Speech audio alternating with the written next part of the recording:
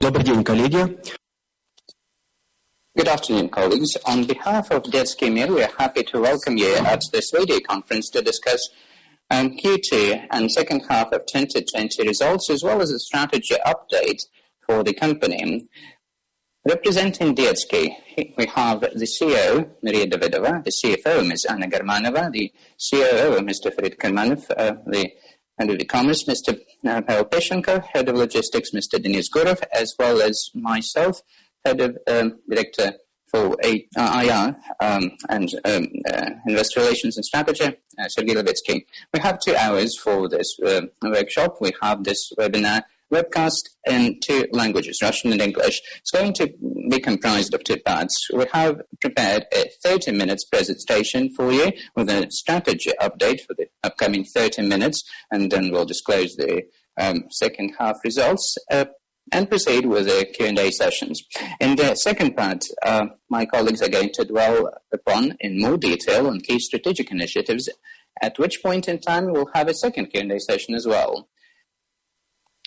Esteemed participants, we're very happy to receive feedback from you. On the last page of the presentation, you're going to have a link taking you to an anonymous survey based on the results of this conference today. We'll appreciate your feedback.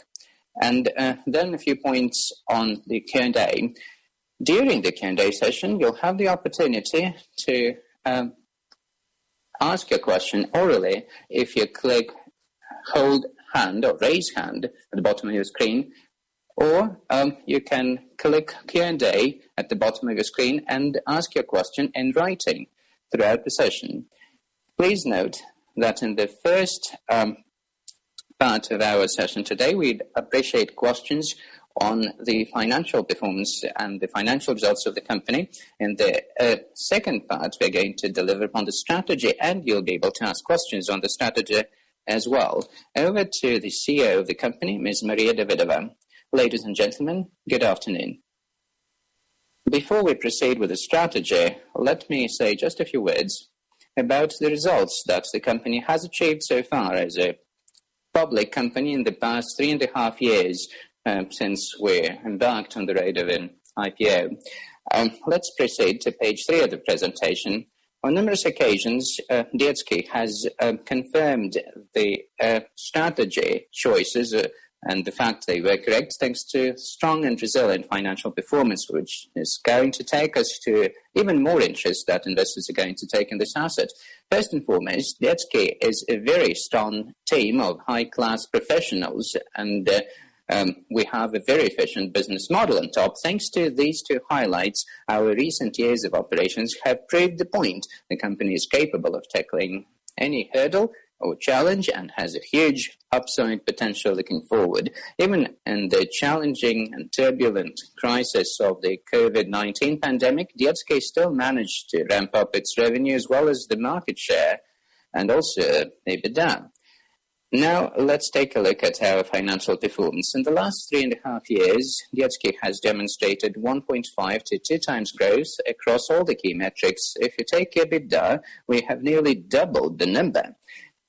Now, considering online sales, it's up by 8.5 times, growing from an insignificant portion of the business, just 3.5% of its size, to 1/4 of the business based on the first 6 months of 2020. Please note the company has been growing sustainably, and we have overperformed our promises, guidance to the market from several years running when it comes to financial results or dividend as well. That has been at 100% of net income.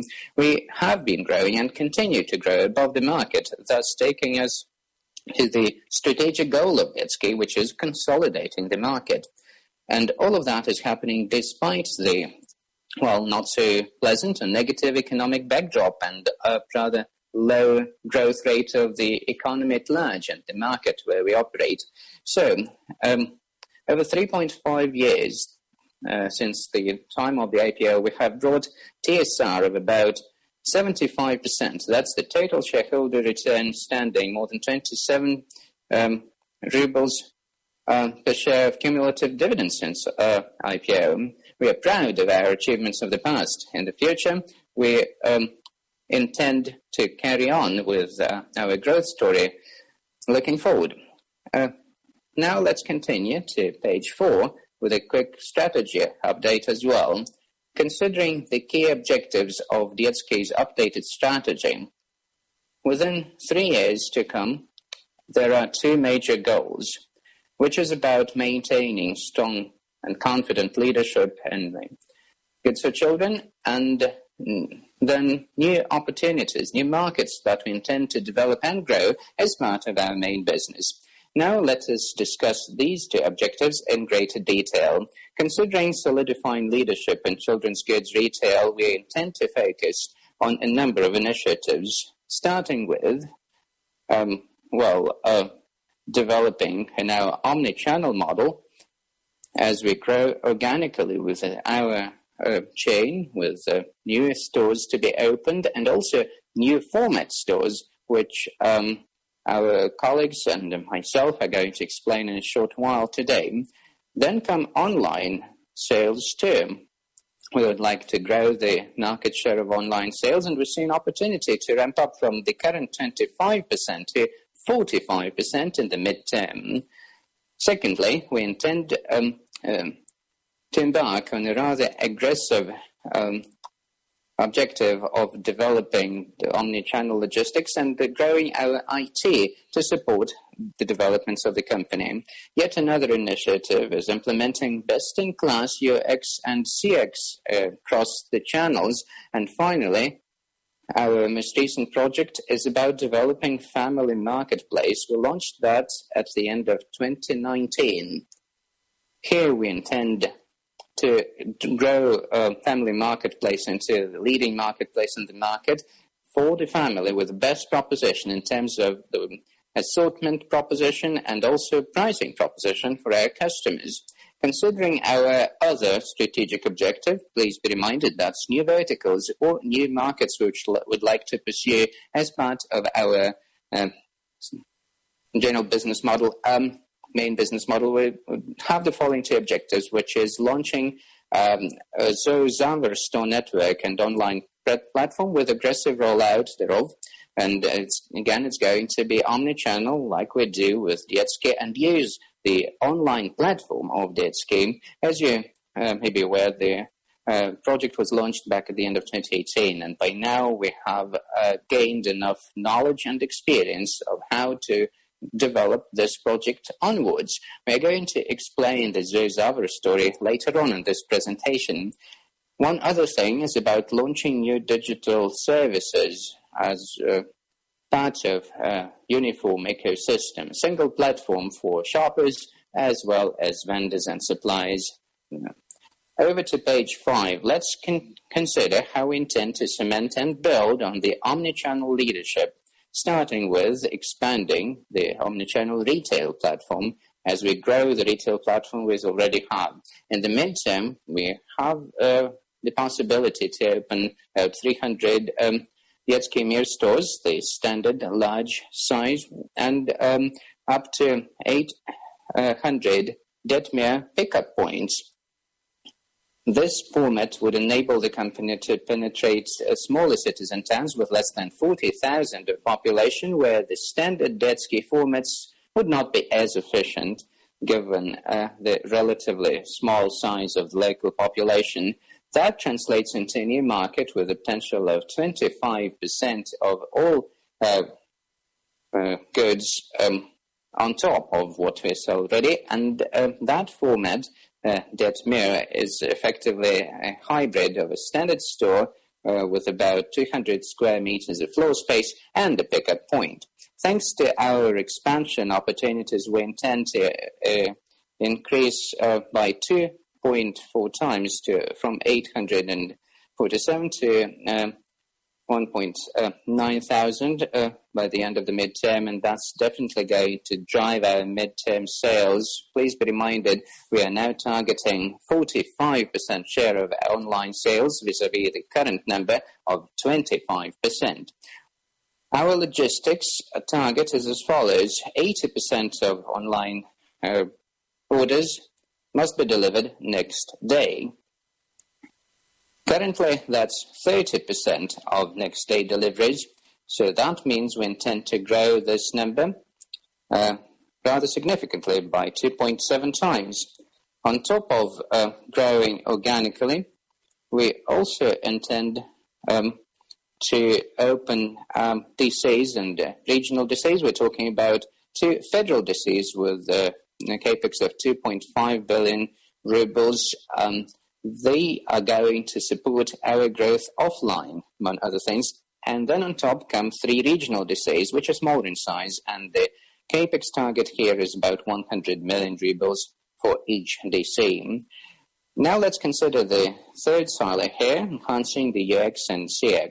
NPS is the key metric as we see it, and we intend to grow the number from the current 55%, which was our achievement as at the end of the first 6 months 2020, to 70% at the end of the mid-term prospect. Here we intend to grow to fast-track mobile-first concept and definitely the website. We intend to make our app and website very high quality to offer the best user experience available in the Russian market. On top of that, we have a number of initiatives to go digital in our stores. These are going to be presented to you later on in this presentation. And one final silo in the omni-channel development strategy is the marketplace, where we would like to bring a diverse assortment to ramp up to 2.4 million SKUs. We also intend to develop the mobile app for our vendors on the dashboards and reporting, and then more opportunities to manage the assortment, the prices, and promote their goods as well. Further, we intend to develop the IT platform with a capex of about 4 billion rubles in the midterm. These investments would mostly be about supporting our logistics growth for the marketplace, UX, and generally the IT. Over to page 6, please.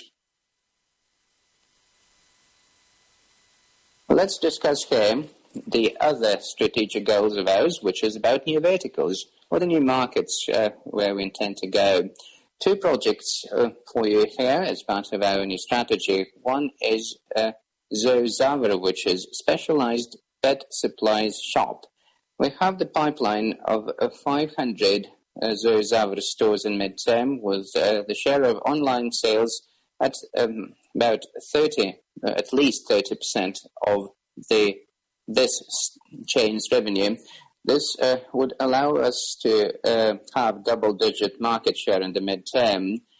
In order to support the margins in this project, we intend to launch private label categories with goods for pets as well as with produce, with the share of 30% in the midterm. This is going to differentiate our offering vis-à-vis the competition by proposing unique product mix, and then it's going to facilitate the general margin levels of Zoozavr. On the digital services side, we intend to launch at least 2 digital services in the midterm, and that is just the right step, which would take us towards a uniform ecosystem, enabling the company to achieve the following. From the customer's side, that's going to build on the trust they have to Detskiy's brand, and also reinforce the loyalty program. They will be able to use loyalty points across the board within the ecosystem, and also develop the unique customer experience, user experience, again, across the board. We also see that as an opportunity to diversify the business, retain and grow the target audience, increase the frequency of tickets, and extend the life cycle of each shopper, and generally build on long-term relationships with the client.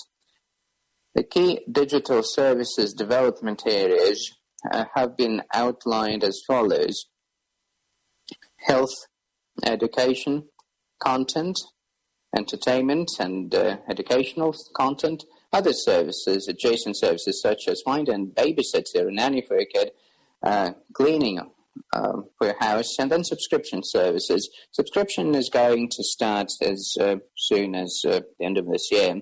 To sum up, in a nutshell, the company intends to build up on its growth story with no less ambitious pace as compared to what we really demonstrated in the past, ramping up our leadership in goods for children as an omnichannel player and also improving on the operating efficiency of the business.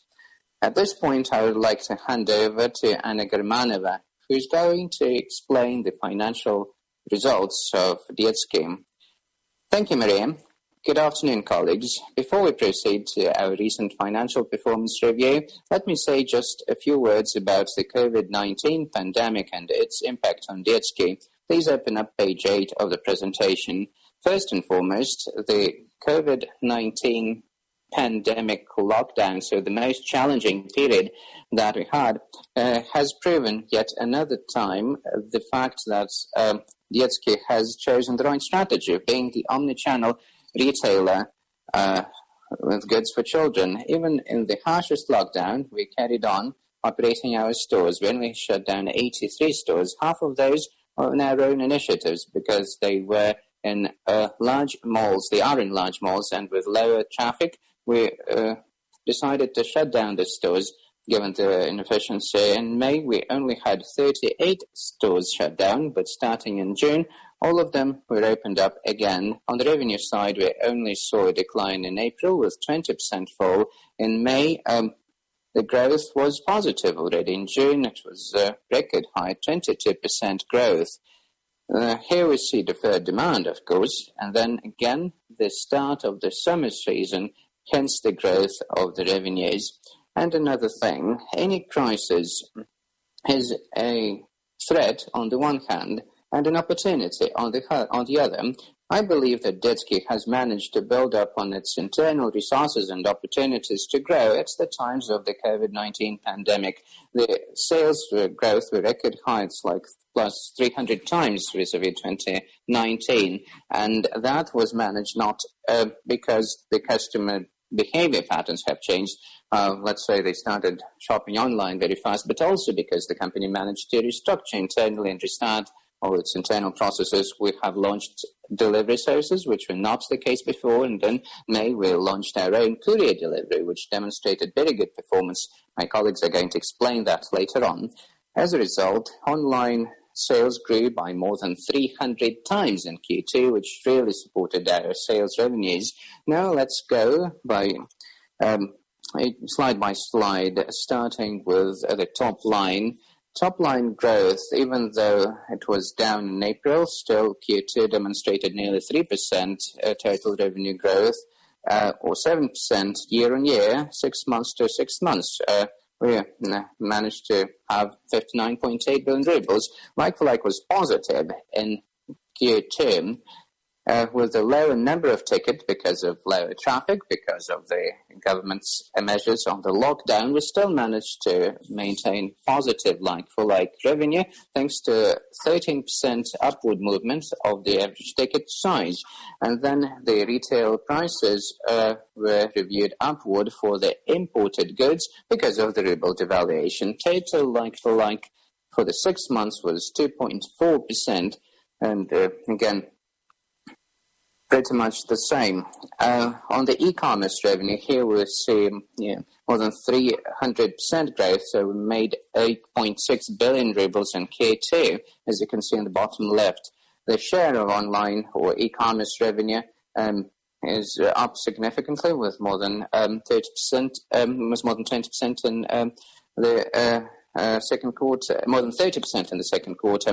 After the stores have been opened up again after the lockdown, it's still not significantly down, currently standing at 24.6%. So even though online is growing, offline is growing as well, which makes us really happy. Next page is number 10. A few words about our gross margin. In the second quarter, the company saw its product mix moving down towards low margin products such as diapers and baby food, which is related to the COVID quite clearly. So in Q2, the gross margin went down by 3%.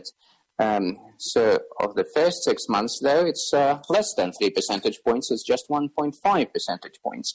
Please be reminded of our strategy. One of its focus points is about operating efficiency. In Q2, we could really feel the truly efficient strategy of Detskiy. We managed to offset in full the reduction of our gross margin by taking the SG&A down as well. It's down by 3% of the share of revenue, currently standing at record low of 8.5%. The key drivers as lease rent, which is down by 3%, and payroll, which is down by 1 percentage point. Please be reminded there are two drivers affecting these numbers. On the one hand, we didn't pay our lease fees and during the lockdown, which supported our EBITDA margin. On the other hand, we managed to gain some significant discounts from the landlords because the malls don't really feel well at home, and our key competitors were shut down as well. So the malls really needed to bring in the traffic and support the traffic. Detskiy performs really well on that side, and we gained significant discounts, which were not one-off, not for April or May alone. That was extended discount, and we keep our dialogue with the landlords to extend the discounts as well. We're confident that rent is going to come down for the full year of 2020 with 2019. On the payroll side, only 30% of the payroll is fixed, while 70% is variable, and that has brought the SG&A share down as well. As a result, we managed to have a EBITDA margin at 12.3% on par with the previous year, while the EBITDA is up by 3%.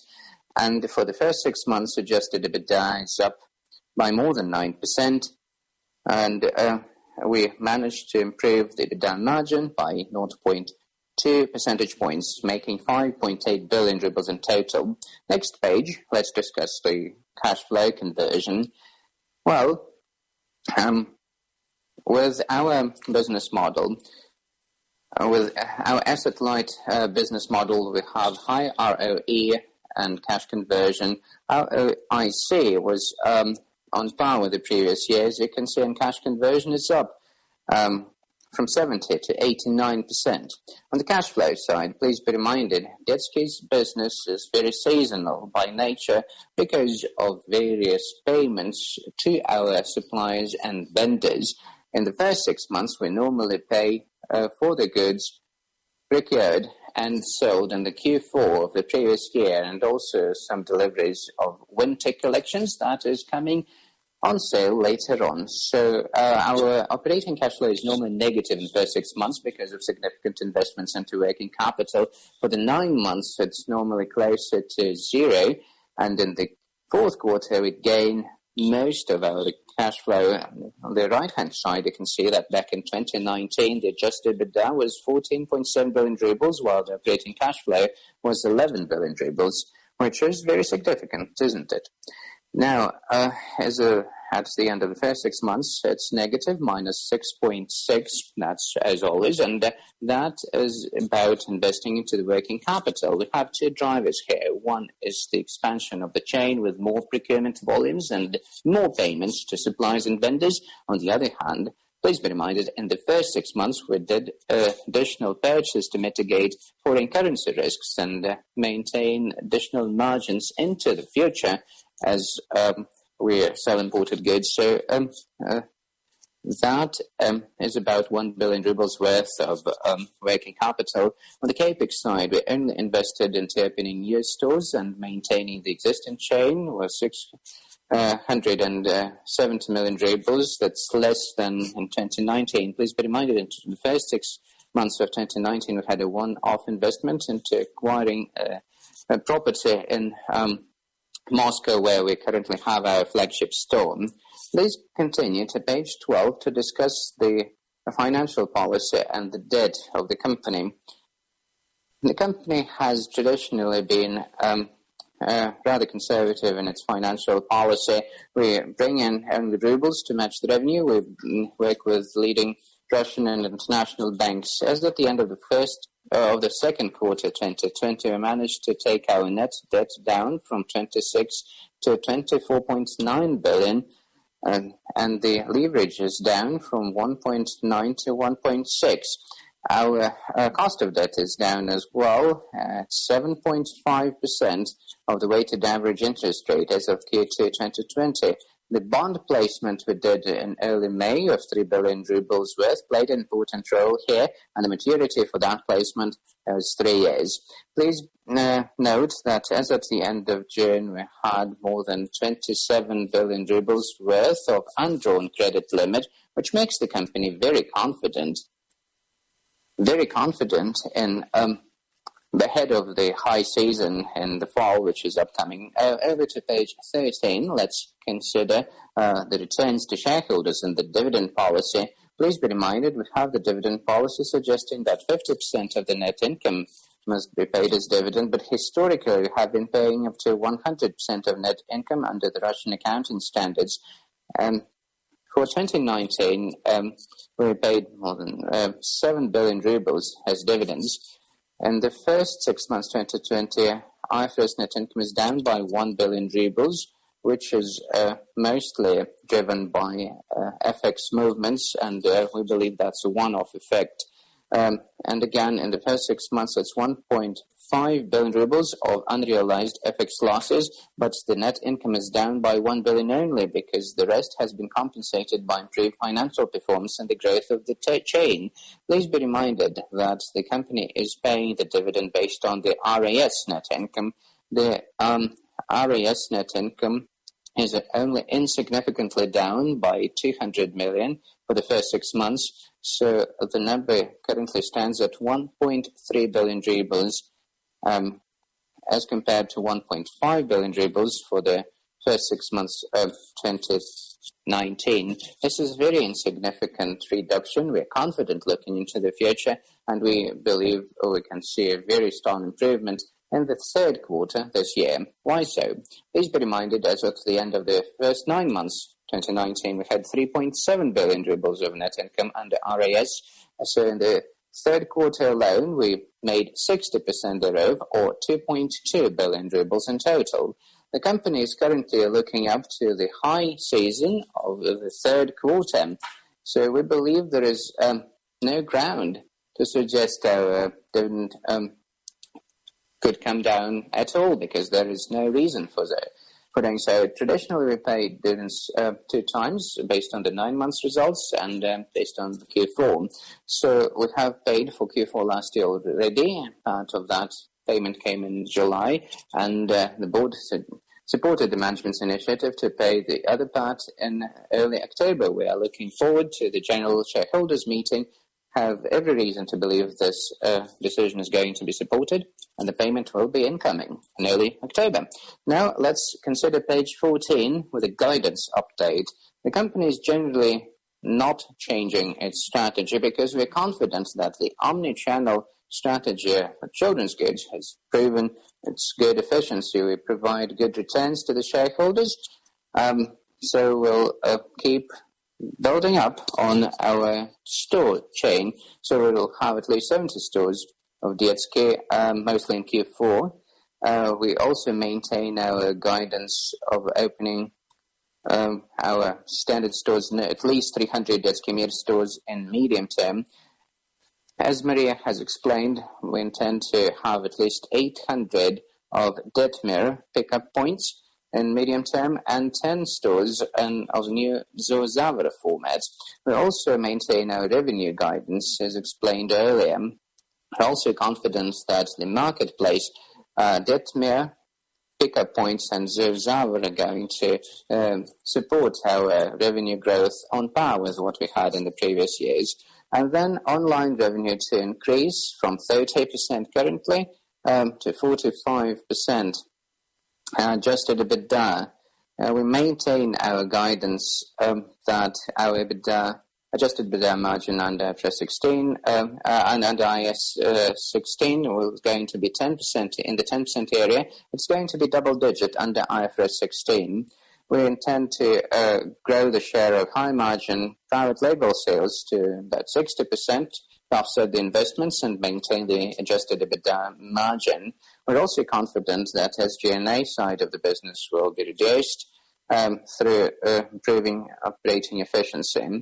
On the leverage side, we further confirm our guidance of maintaining conservative financial policy with the target leverage below 2.0 any reporting period in the future. We believe that for our scale, this is very acceptable leverage, which is not going to cause any additional any particular interest burden. On the dividend side, again, we're not changing our dividend policy. It remains with a payout ratio target of at least 50% on IFRS net income. However, the management is going to recommend, as has been the case in the past 7 years, to pay 100% of Russian accounting standards net income. Now, this concludes my section, and we're ready to take your questions. Thank you, Anna. Colleagues, we're ready to start our first Q&A session. Please be reminded, if you'd like to ask your question orally, please click raise hand. And if you would like to ask your question in writing, please click Q&A at the bottom of your screen.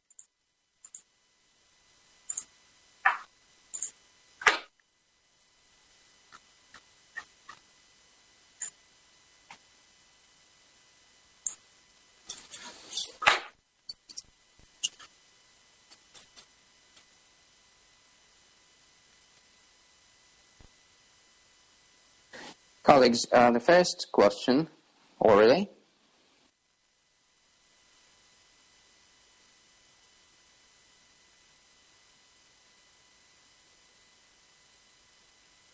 Hendrik, the floor is yours. Please go ahead with the question.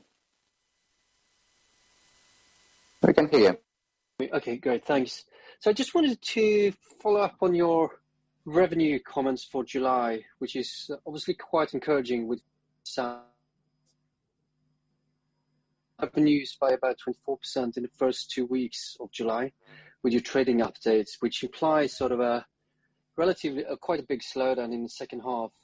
So I just wanted to sort of clarify how that ties together with your double digits revenue growth guidance, and sort of, can you just confirm what type of growth you came out of July, and maybe if you can give any color on August trading as well. And then the second point, I wanted to follow up on your guidance. I'm listening to the translation, but it sounded like you're saying you're reiterating your revenue and adjusted EBITDA guidance. But looking at the text, it does seem like it's a bit of a cut, I guess, on the EBITDA margin guidance, and you're a little bit more optimistic on revenue on the back of these new formats. Can you just confirm that you're sort of still your high single digits or single digit like-for-like growth for the core business is still what, and similarly double digits IAS 17 adjusted EBITDA margin for the core business, and any reason why sort of, I guess 10% is a little bit below what you're doing now. As these new formats mature, can you get back to this sort of 11-12% EBITDA margin? Thank you.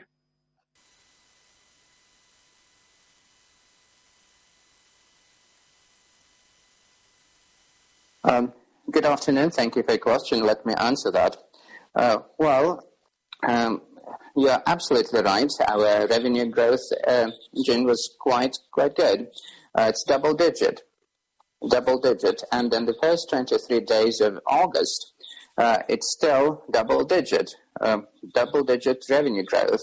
It's really difficult to say how the full period is going to be like, because we still have the high season week upcoming, but the first 23 days are encouraging. On the EBITDA, it's higher than 23%. We're still saving on SG&A, and we're maintaining rather high gross margin levels. Now, if we consider our expectations when it comes to the EBITDA margins, thanks to the new formats, that was your question. So we are going to maintain at least the EBITDA margin, at least at the level of 10%. And you have rightly put it, the new initiatives are going to enable us to ramp up the revenue growth as compared to the earlier version of our strategy. when these new formats were not part of it. So we're going to make more revenue as compared to the strategy without the new formats. And our EBITDA forecast is very conservative, of only 10%. We had the same guidance, EBITDA margin, of course, it's 10% area, but we made 11.4%. In fact, now we're conservative about it, EBITDA margin of 10% area. If we manage to perform better, we'll be happy to disclose. Nothing to hide here. On the like-for-like side, here's the situation. Before 2014, we were confident in saying that our like-for-like would be double-digit. In the recent years, however, it has been variable. That depends on the market.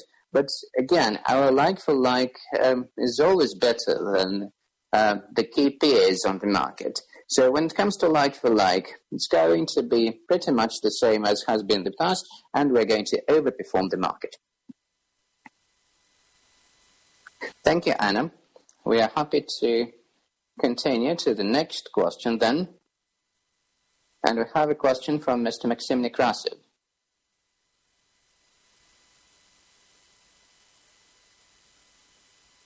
Maxim, we can hear you. Please go ahead.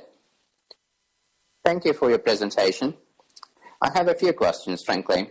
One is about your capex. You have mentioned that you intend to build 2 federal DCs and 3 regional DCs on top, and then 2.4 billion of capex is going to be spent to develop your IT platform. Can you please explain how that is going to be distributed, and maybe some guidance for this year and for 2 more years, if I may?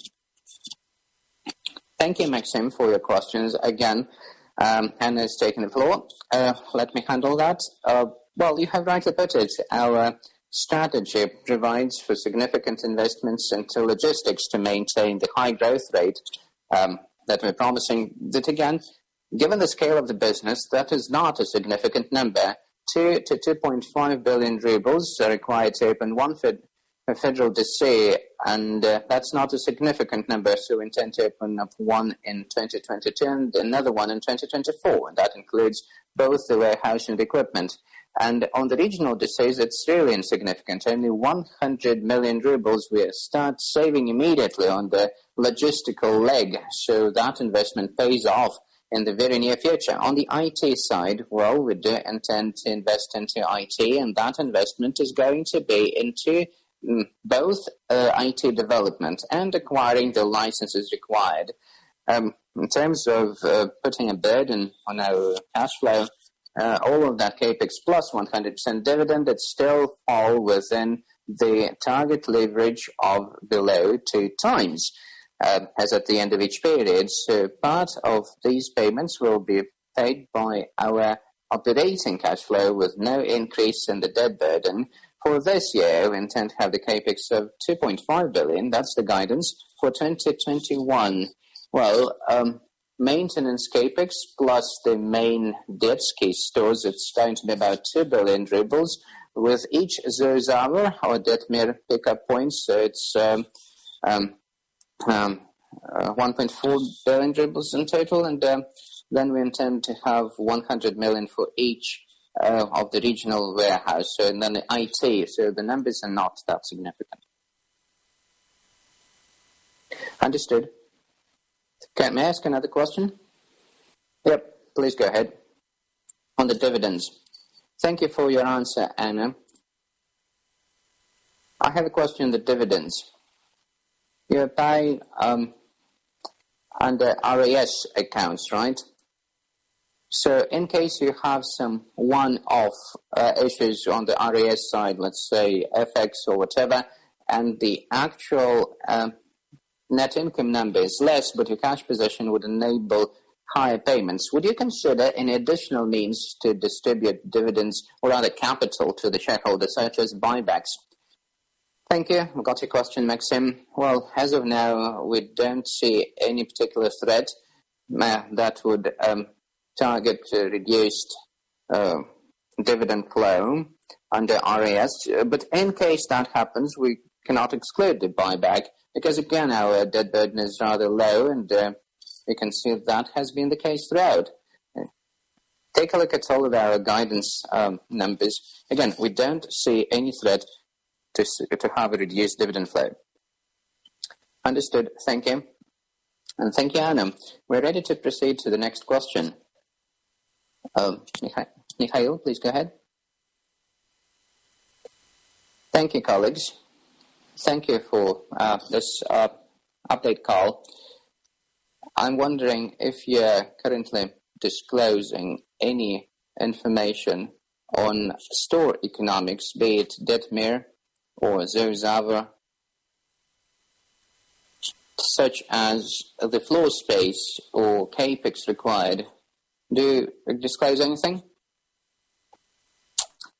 Well, we have detailed information on the key metrics, Mikhail, as part of the presentation, and we're going to dwell upon that in the second part of our session. So we're going to have more details later on. So I suggest that we wait with this question so far. Okay, and then another question on the part that has been delivered already. You target 80% of online sales to be delivered next day. Do you include marketplace in this, or do you mean your main SKU matrix?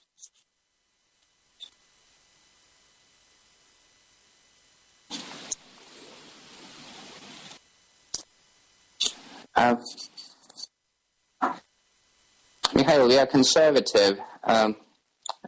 That's why we're suggesting it's going to be for our main SKUs, and then we'll try to expand that to the marketplace as well. Now, we have an additional comment by e-commerce director Pavel Peshikov. We have a dedicated session on the logistics, also including e-commerce. In a nutshell, from regional DCs, we intend to have 200,000 SKUs and 2.4 million SKUs to be delivered from the federal DCs. So category A, or Cat A, is going to be available with regional DCs, and the full assortment would be available from the federal DCs. So Cat A is exactly the 80% target, while with Cat B and Cat C, the full marketplace, it's not 80%, but it's less, still quite high at 80%, if I'm not mistaken.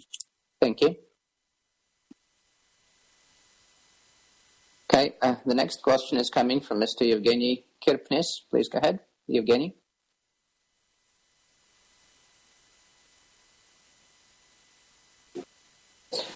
Hello, can you hear me? Yes, we can. Perfect. Sound loud and clear. Thank you for the presentation, and my congrats on your great results. I have a couple of questions. One is about your results. Whether you're ready to disclose the numbers, like how much is the rent down? What share of stores enjoys a lower reduced rent rates, and for how many would you expect to have additional discounts by the end of the year? And one other question relates to the pipeline of new openings, especially in the new formats, Detskiy, Pickup Point, and Zozava. Just to clarify, how are these going to spread across several years? Like you're saying 800 Detskiy Pickup Points, 800 is your medium-term pipeline. Does this mean 150 to 200 stores per year, or would you rather push that pipeline down the road for a few years later on, and you'll have a reduced run rate? Thank you. On the discounts, well, generally speaking, we're getting these discounts more or less continuously. It's a roll-over process, month to month. So for now, we have all of our stores that enjoy a discount, some a higher discount, others a lower discount. We're trying to extend those to a longer time, so to say, but we are absolutely confident that the share of rent as revenue is going to be definitely less than in 2019, and it's going to carry on into the future. Because now is just the right time to get the discounts. Well, as for the new store pipeline, we have some very interesting slides in the second half of our presentation where we're going to explain the financial model as well as the pipeline. Okay, we have another question from Alexei Krivoshabka. Alexei, the floor is yours. Colleagues, frankly speaking, I don't have questions. I just must have raised my hand by accident. I'm looking forward to a further presentation from you. Colleagues, we have a couple of questions in writing as well. How is the management thinking about potential sales cannibalization as more Detskiy Mir are opened as the overall industry growth remains flattish? Well, please be reminded, the sales revenue growth in the past 5 or 6 years has been going on thanks to consolidating the market because the competition was so weak and we were gaining the market share. We have been gaining the market share and we intend to carry on with that and keep consolidating the market.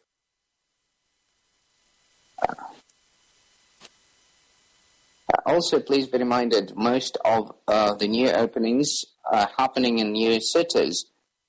That grants zero cannibalization effect.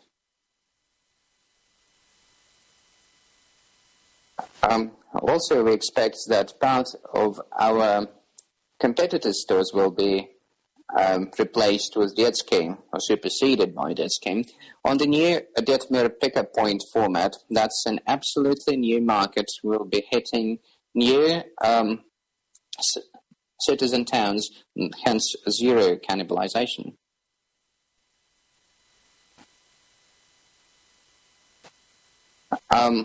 Next question then. How is the level of promo up in Q2 as compared to Q2 2019? What's the dynamics of Q3? In Q2, the share of promos has significantly been increased. So the only exception here is April. The first half of April, I'd say, we were forced to reduce the share of promos at the time. We didn't quite know at the time how the developments would happen, and then we were ramping up promo across the categories, but we don't do that at our own expense. That's the policy of Detskiy. When it comes to that, all of the promos happen at the expense of the customer, of the vendor, or at the expense of the vendor. That's exactly what happened in Q2. Then when we determine how much of the promo would suffice, like on a weekly basis, we would analyze the promos and we target more promos with more discounts and better mechanics. In the second quarter, we negotiated with quite a few of our main suppliers and vendors to increase the promo budget, and those negotiations were rather successful. Because we're a major player and we're growing aggressively ahead of the competition. Thank you, Maria. So we have time for one final question, which you get in writing. What's your new strategy regarding CIS countries like Kazakhstan, Belarus, etc.? Has the COVID-19 pandemic affected your plan for these countries? Thank you. Thank you for your question. We are not changing our strategy on Kazakhstan and Belarus. On top of that, the pandemic has proven that our strategy is resilient. In Kazakhstan and Belarus, we suspended 100 stores because of the lockdown in Kazakhstan, but they were pickup points, and we still managed to make positive EBITDA, even though most of the chain was shut down because of the lockdown measures. We're absolutely confident about our strategy in these countries, and we'll keep opening stores in Kazakhstan and Belarus. Considering other CIS states, currently we have no plans, so Zorzavr and Marketplace are our priority. We'll see how it's going to develop. Maybe next year we'll announce something for other countries.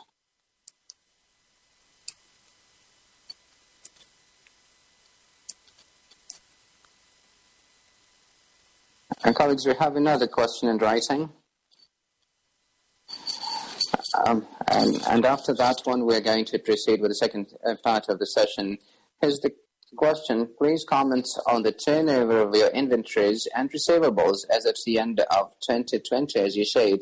Do you have any risk that investments into working cap in 2020 would be higher than in 2019? Thank you for the question. Currently, we see an improvement of our turnover because we're reducing the inventories. We see high demand and high revenue growth. The extra purchase we had to mitigate FX risks during the spring are not affecting our inventories anymore, or the cost side as well. So we don't expect any changes in the turnover or any significant investment into the working capital other than what is required to grow the business. That's quite natural. So the only thing that could affect the turnover is additional purchases. Please be reminded, whenever the ruble looks volatile, we try to make additional procurements, additional purchases, if we know that we'll be able to sell these goods later on at higher prices, thus improving our margins. As of today, we don't see any need for additional purchases of the kind, so the turnover today and the receivables, and the payables are going to be on par with 2019. Okay, thank you. We're ready to proceed. And let's consider our key strategic initiatives. And the first thing I'd like to start with is the updated strategy. The Russian children's goods market overview comes first. Page 16 gives you an overview exactly thereof. Analysts from Ipsos Comcon suggest that the market is going to keep stagnating, demonstrate some close to zero growth levels. Ipsos Comcon has traditionally been targeting cities with 100,000 of population and above. However, in recent years, Detskiy has been actively opening in smaller cities of 50 or 60, 100,000. We intend to be actively opening up in even smaller cities of 20 or 30,000. So Ipsos Comcon has added that to their evaluation, so they believe the market is going to grow by 25% to 76 billion rubles. Page 17 now. We would like to explain the government measures to support birth rates and boost disposable income for families with children. So the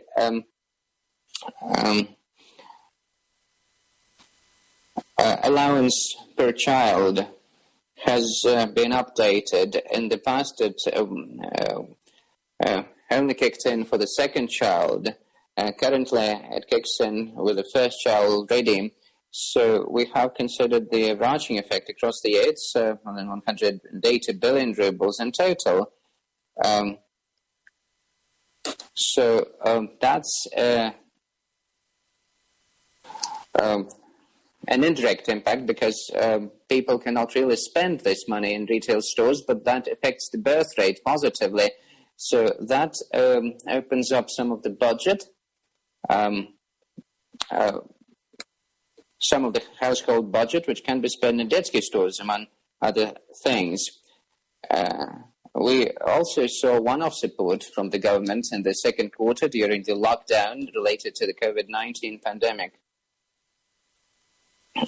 There was a one-off payment of 15,000 per child for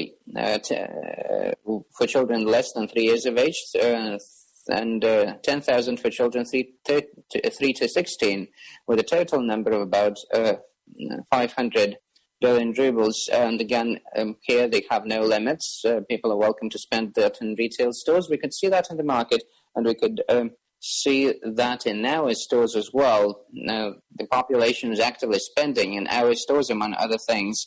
So that would allow our industry to be in the money for the full year. Over to page 18. Here, it's important to mark what we're doing with the market environment evolution. We have children's retail market and general food retailers.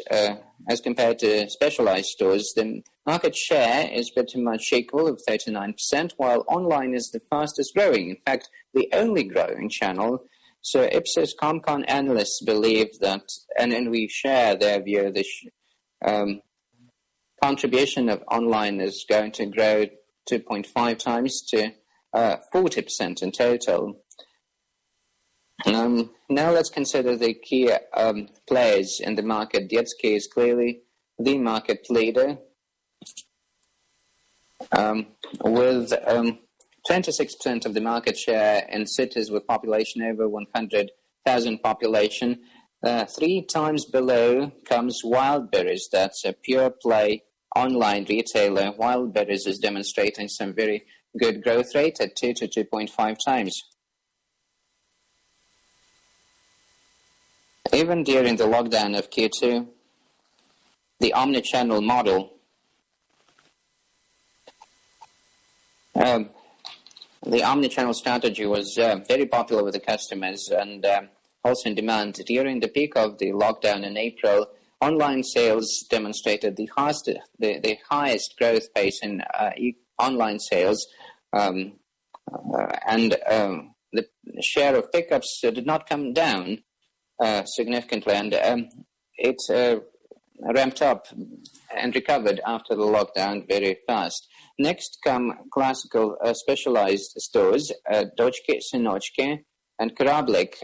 They're losing their share actively. Like Korablik lost quarter of their sales last year. Detskiy and Synochki lost 10%. They were not closing down their stores so actively. So it's difficult for us to say now when they're going to withdraw from the market.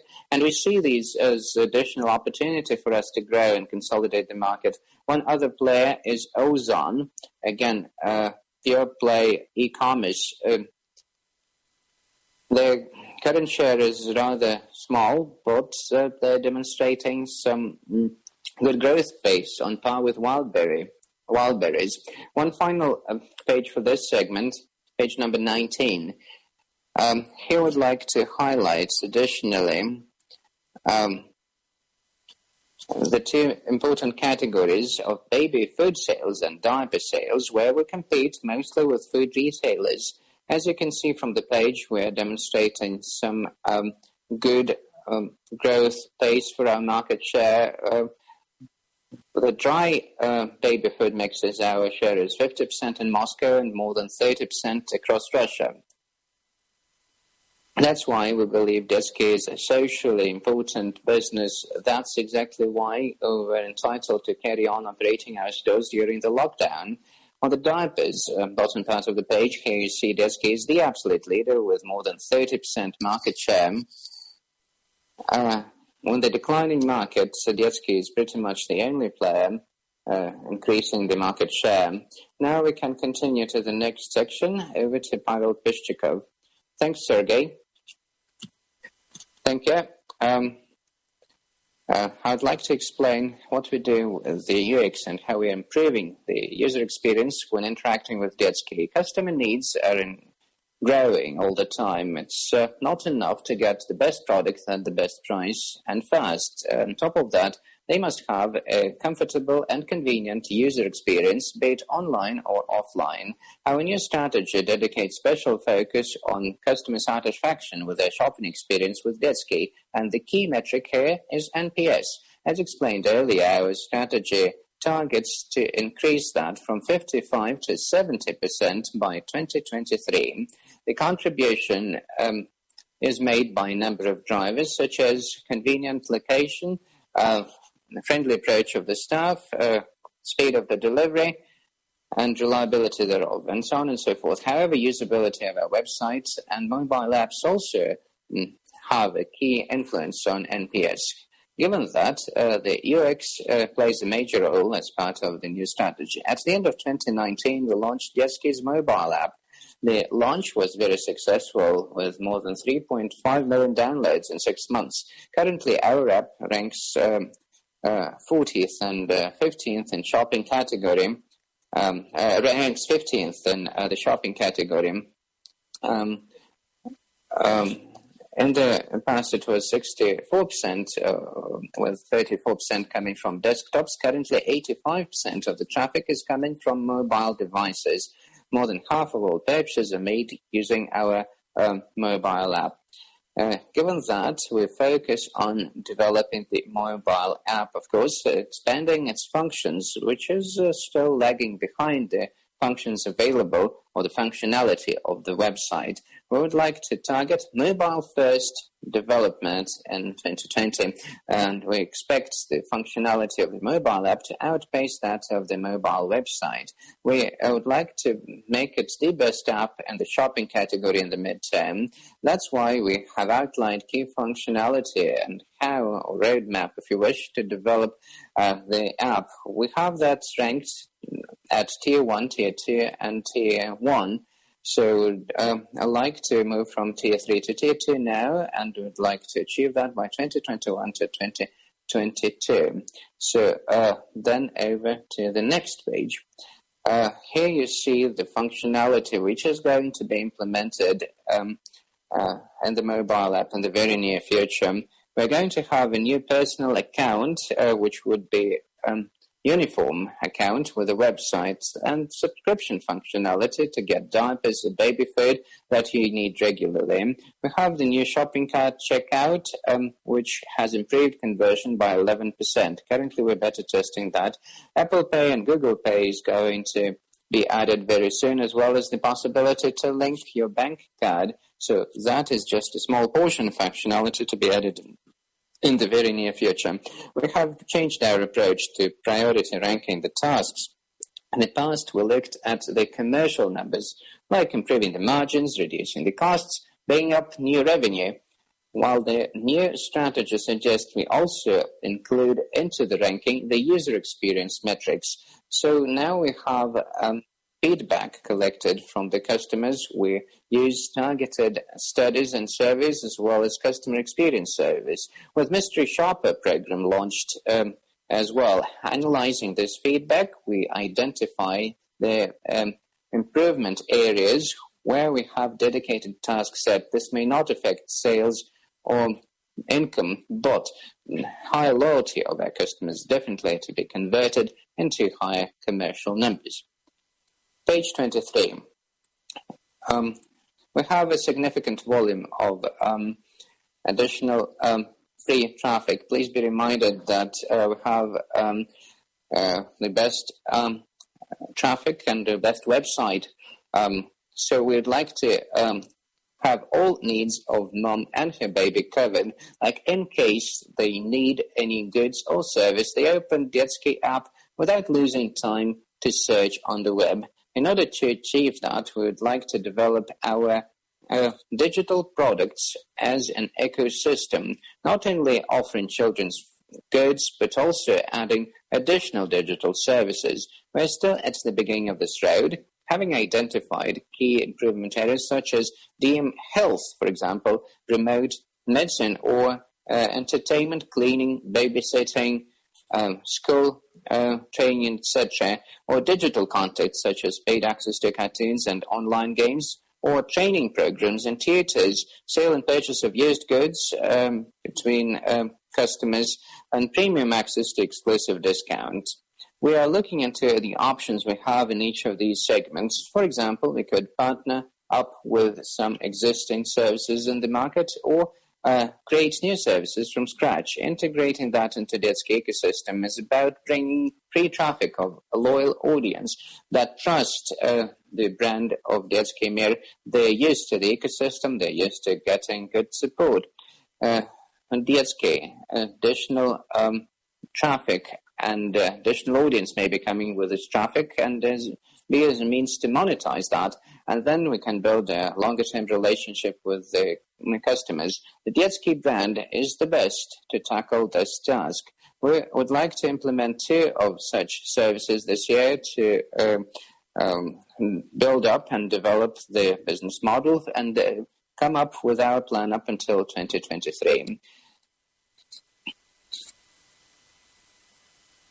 In this section, I would like to explain our new project, which is Marketplace.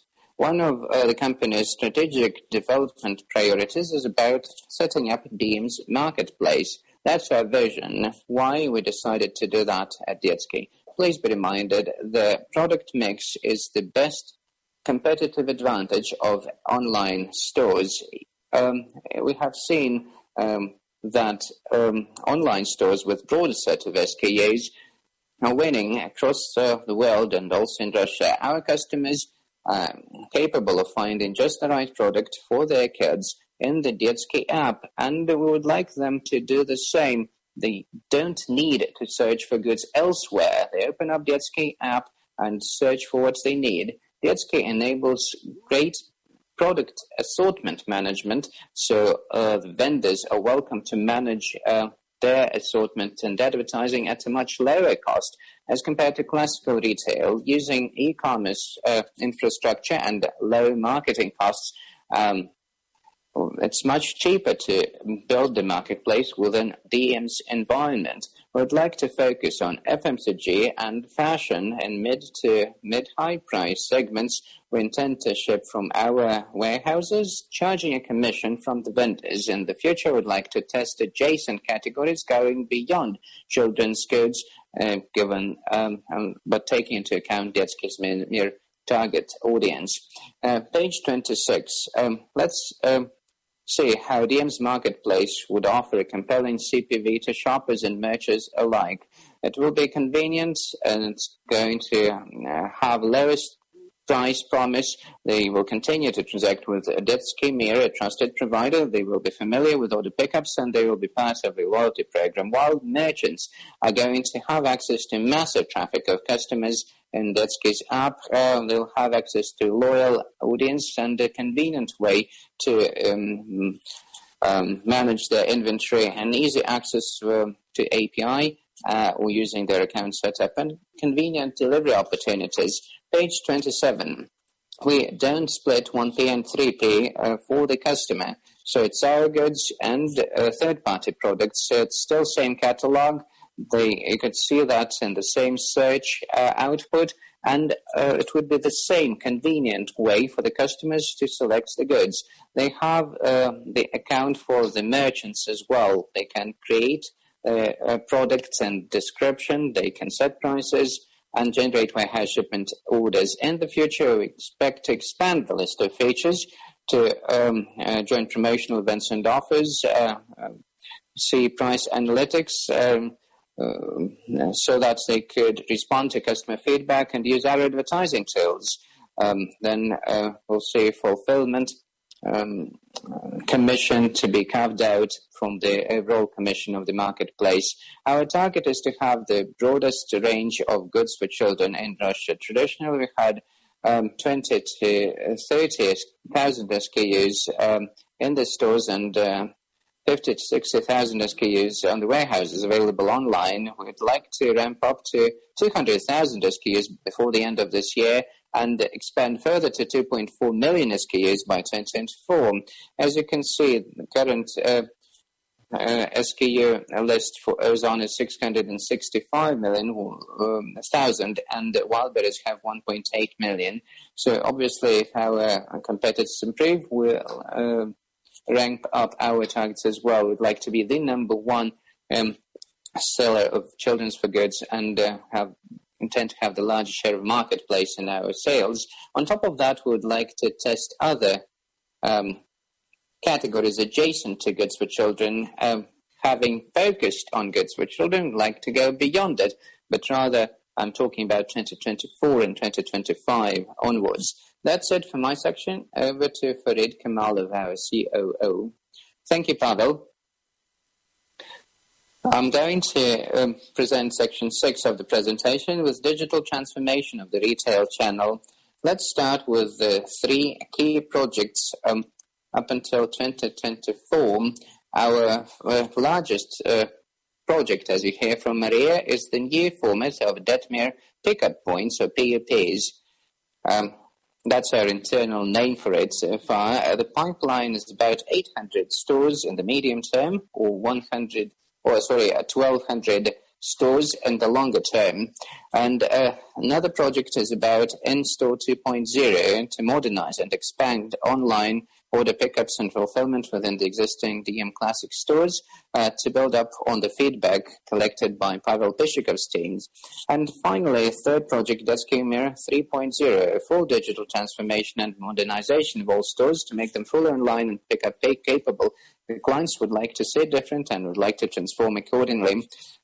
Now, page 32. In order for you to understand what we get at the end of this, let us explain the embedded format strategy.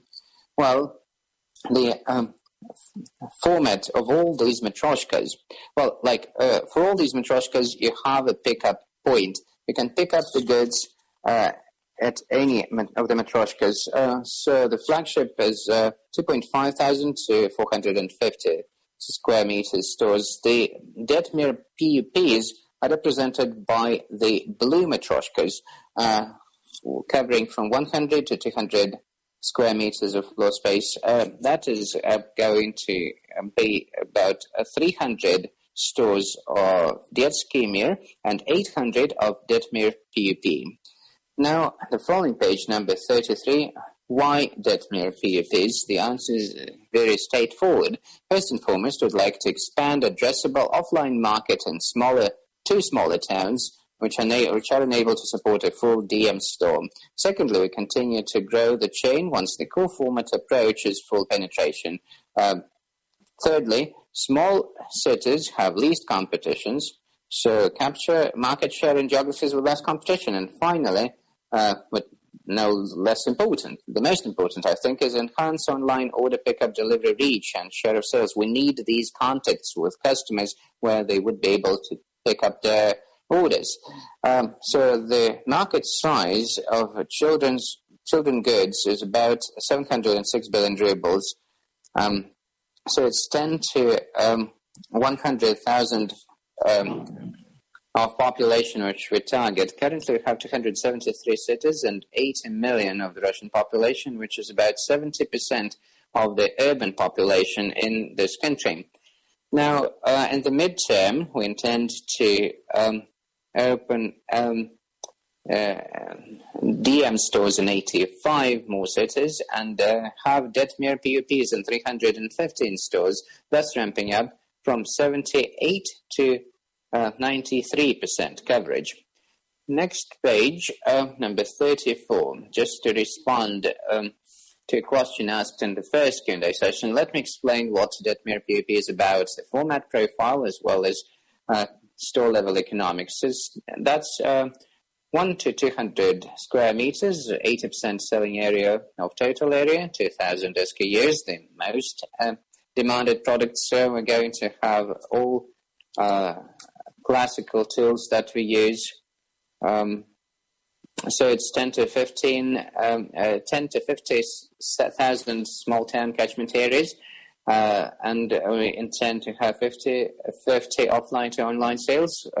One other important thing for all of this to happen, we need to have fast delivery, next day delivery. from Regional Detskiy. Over to compelling store-level economics. I would like to explain what we have already. It's not something we think would happen. We have 5 stores which have already proven the numbers. So we have 29% gross margin, high single-digit EBITDA margin, and the EBITDA break-even is under 1 year. So it's a 3-year ramp-up period, 3-year payback period, around 30%, and a rather low capex of 3 to 4 million as compared to classical Detskiy, which is 14 million. Next page. Now, the PUP layout, that's optimized for the high share of digital strategy, and also customer needs and customer demands, including the NPV and the NPS, of course. Considering the selling floor, about 20% is going to be used for backroom storage and technical. The rest is just selling floor, as is the case for Detskiy. We're very careful about our staff. It's 2 or 3 people involved. They're universal. They are ready to act as cashiers or do the pickup for orders. We have a dedicated checkout area with 2 cash registers, which we need so that the store carries on operating regardless of any technical glitches, because we need to issue receipts. The pickup zone is split into returns or exchanges and shelf lockers for online orders. We don't want to mix the customers in the 2 areas. Now, we have 2,000 SKUs available on the selling floor, the most demanded product of daily use that must be available at all times. We have apparel and shoes, and also a terminal for in-store orders. It must be available at all pickup points of ours. Well, the key thing here is that we have the design replicating the website and the mobile app so that the clients would have a clear link, the website, the app, the pickup point. And then that's an unlimited shelf available on the website, which you can pick up the next day. It's available on the terminal, in the store, on the mobile app, or on the website. Now, the 5 PUPs we currently have are called Cluster 1, 195 square meters. So Cluster 1 was used to calculate our pipeline of 800 plus stores in the midterm. We also intend to have Cluster 5, Cluster 3, and Cluster 4 to reduce the total area, the selling space, and also the capex and the number of SKUs, and also going into smaller cities or towns to ramp up to potential 1,200 new stores in the pipeline. Page 37 gives you the rollout plan, and again, it's important for the customers to understand they can pick up next day the products available on the unlimited shelf of their online stores. And here we have the key bottleneck is 500 kilometers regional DC coverage. You're going to hear more on that from Denis Gurov. Page 38. Here's PUP's assortment strategy. Again, that's the current split in the stores already in operation. The offline to online split is 50-50, as you can see, with apparel and footwear. Currently, they contribute about 13% out of the total. The model has the same number for this, but we see an upside potential. Classic DM stores demonstrate apparel and footwear sold at 32-33% in total sales. Next page, number 39, over to the next project of ours, In-Store Zone 2.0 and the current existing stores. Now, some of our stores need to be upgraded because of the growing share of online sales. Now, let me explain why. When we developed this area, we didn't expect such a high share of online sales, so the pickup areas are available, but they don't target the share of online sales by more than 25%. As we grow this area, this damages the look and the layout of our selling floor, and this does not improve the convenience of picking up the goods. Now, what we intend to do, we intend to move part of that area into our back rooms, so we'll have dedicated personnel taking these goods to the clients. So in the back room, it's more condensed storage area, so that would enable us to give the selling floor back to the actual sales. We'll have a dedicated cashier. Customers really want to see a dedicated cashier in this area. With the help of this area, we'll be managing the traffic. In order to get into that area, they need to go through the selling floor of the store, thus improving the sales and cross-sales. In 2020, we opened 70 areas of this kind. In 2021, we intend to have another 100 to be reformatted. And again, that's going to be part of our other project, Detskiy Mirror 3.0, which is going to be the upgraded layout for the classical large DM store. Page 41 gives you a quick overview of Detskiy Mirror 3.0. What the project is about, we intend to introduce the following changes. First and foremost, we would like to change the logistics, in-store logistics for online sales, and would like to reduce the resources available to maintain the service level of 90% of goods picked up in the first hour. Now, the self-checkouts can go, like we have a dedicated area where all of the problems could be solved or all the questions could be answered. Unified zone for all shopper services, which we call CSC, Client Service Center. Then we would like to have the digital identity with infinite shelf concepts. Customers need to understand this store is linked to the website and also to the mobile app. Now we have digital tools within the project which are mostly about optimizing the costs. We want to have a self-checkout, scan and go area, so can transfer cashier service to our shoppers, or even no checkout with the scan and go functionality.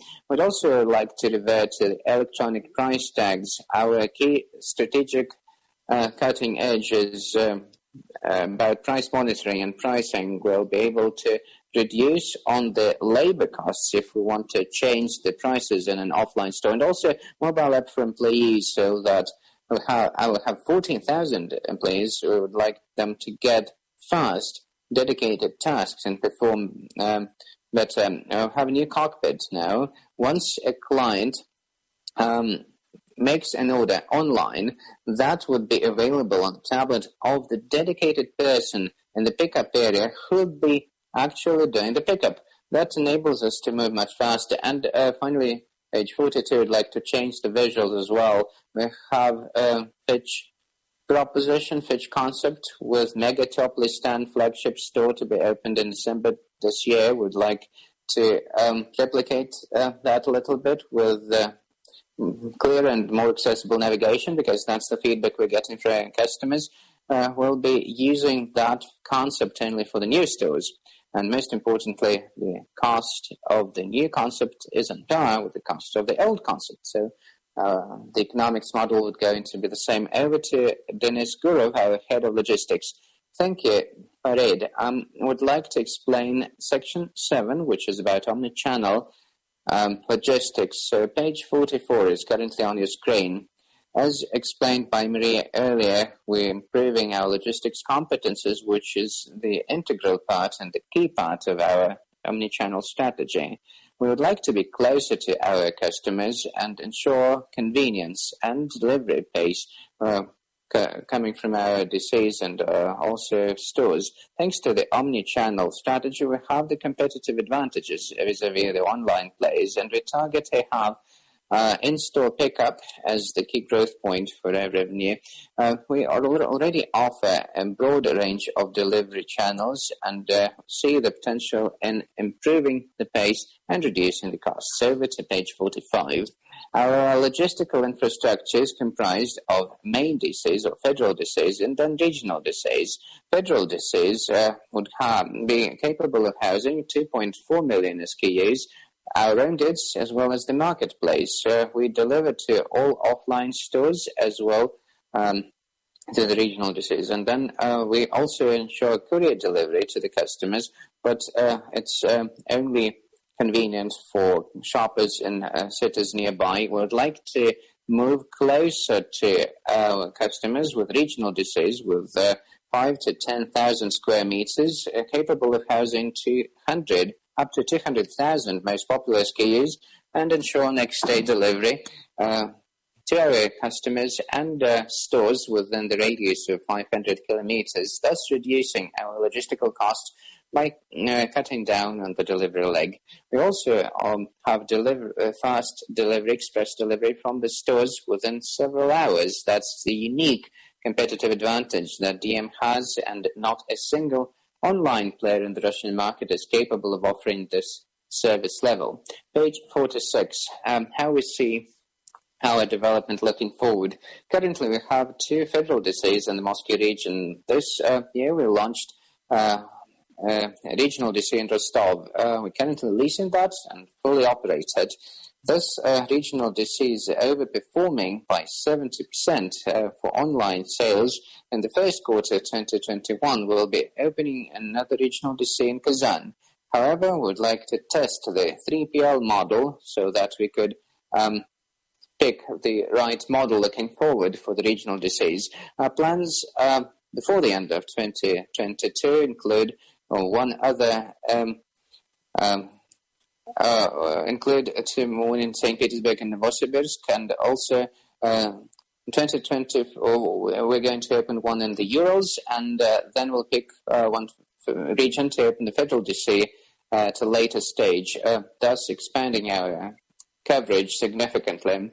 Page 47. Our strategy provides that 80% of all orders must be delivered next day. I'd like to explain how this works using the example of Rostov DC. Please be reminded, in each store we have about 30,000 SKUs available for next day delivery. However, if customers wanted a broader range of SKUs, that would be delivered from the federal DC, and the delivery time could be more than a week.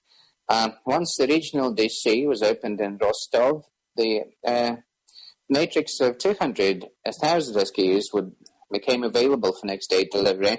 That allows us to open 200 Detmir pickup points with the target service level and availability. As explained earlier, the capital investment required is minimal, with 5 to 10,000 square meters of regional DC. Again, that's leased space, and we invest about 100 million rubles into IT and equipment. Thank you. Over to Maria Davidova.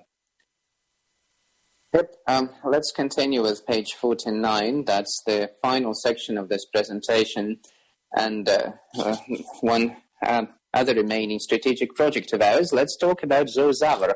Why Zozavr? I would like to explain that we see here a good opportunity for us to consolidate the growing market, the good and growing market of goods for pets, which has a great synergy with our traditional market of goods for children. Considering the market itself, well, it is large and it is growing. In 2020, the market size is going to be close to 300 billion rubles annual sales this year, and the growth pace outpaces that of goods for children. So that's about 9% CAGR, in the midterm. The key growth drivers include the rising pet ownership rate, and we see that as a major global trend. Some couples are ready to have a pet rather than have a child. With the birth rate slugging, the share of pets per household is going to be growing. We also see an increase in consumption of goods for pets and food as well, because pets are becoming more of a family members, and that's a trend of associating with your pet, if you wish. And we see a low elasticity to macro as children's goods, so people are not inclined to save on their kids, and the same applies to their pets, even when the times are harsh. We see great synergy when it comes to our main business as well. And you see a high degree of target customer and supplier overlap. Many families with children have pets as well. We have built up some statistics, and we see that significant share of orders so Zavra placed with DM's loyalty card, and that includes both goods for pets and goods for children. So that's a convenient way for our shoppers to get the products they need. We also see good opportunities to penetrate into this market and make this an efficient business. We'll be able to leverage in our existing infrastructure and resources. For example, we have the delivery channels such as DM stores as pickup points, for example. I'd like to underline it here, not a single competitor in the pet market has an incomparable number of retail outlets, hence availability to customers. On top of that, we have DM's online platform readily available, which we could leverage upon, talking about the websites, the mobile app, and also the marketplace, of course. So we're doing exactly the same with Zavra as we do with Detskiy. I also see great synergy to use the infrastructure, the shared infrastructure, the warehouses, the IT, etc. And obviously we have great financial and management resources as compared to other players in the market. And finally, we get the scale effect from our main business. We'll be able to reduce the costs for construction and rental fees as well. Since Detskiy is already an anchor tenant in the children goods market, we are in a position to gain more attractive rental rates for Zavra as well. As a result, we are confident that high operating efficiency and the omni-channel business model of Detskiy would enable it to penetrate into the pet market rather fast with minimal investment, ramp up the revenues and the market share. Let's continue to page 15.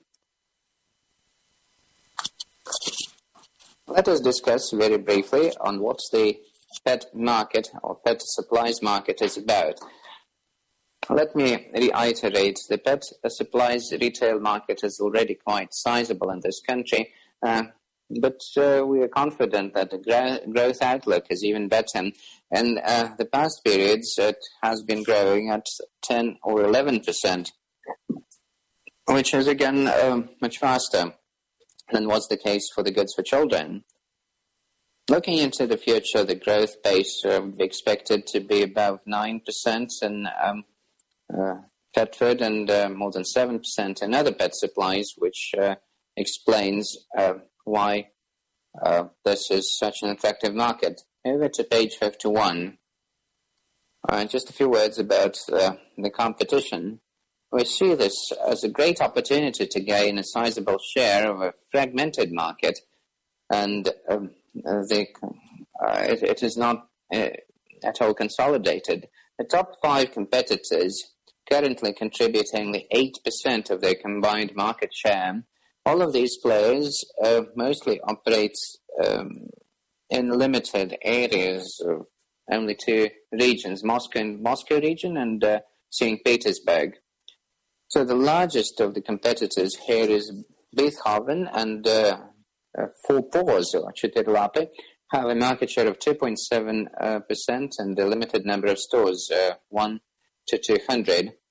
We know that all of these are much below Detskiy in terms of operating efficiency, which serves to prove the same point. Again, these competitors are not doing rollout beyond Moscow and St. Petersburg. Please be reminded that our competitors are really weak when it comes to online sales. Speaking of the online sales, by the way, according to analysts, it was only 7% in 2019. Online sales is also very fragmented, with a huge number of small internet stores who operate in the regions, which serves to prove we have a great opportunity to consolidate this market on the online side of it, thanks to our successful omni-channel model. let's continue to page 52. And just a few words about our concept, about our format. We have tested that, and we have established the format we would like to develop in the midterm under the Zavr brand, and also the key parameters, the key metrics thereof. We see the optimal size of 100 to 150 square meters. That's a rather compact store with 80 to 100 square meters of selling area. Locations are ideally at shopping centers, but street retail with a high pedestrian and car traffic. I can say that shopping centers would ideally be located closer to a food operator which generates high traffic guaranteed. Now, comprehensive assortment, that's a broad range of assortments across the board, including veterinary prescription drugs. So our matrix is 6,500 SKUs in store and 10,000 SKUs available online. We tend to grow the online side by adding more SKUs as part of our marketplace project. Zavr is closely integrated with DM. We provide our customers with a uniform loyalty program and uniform online shopping on the website and the mobile app. So it's the same baskets and same pickup. Pickup is available in stores of both formats, be it Detskiy or Zavr, which is very convenient indeed. So we are offering the possibility to pick up from 850 stores across the country, which is not available from any competitor in the pet market.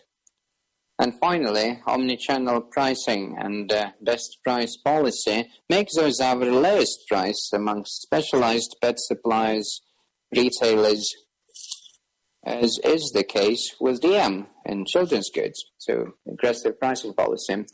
Now, page 53. Let me say a few words about the Zavr format economics,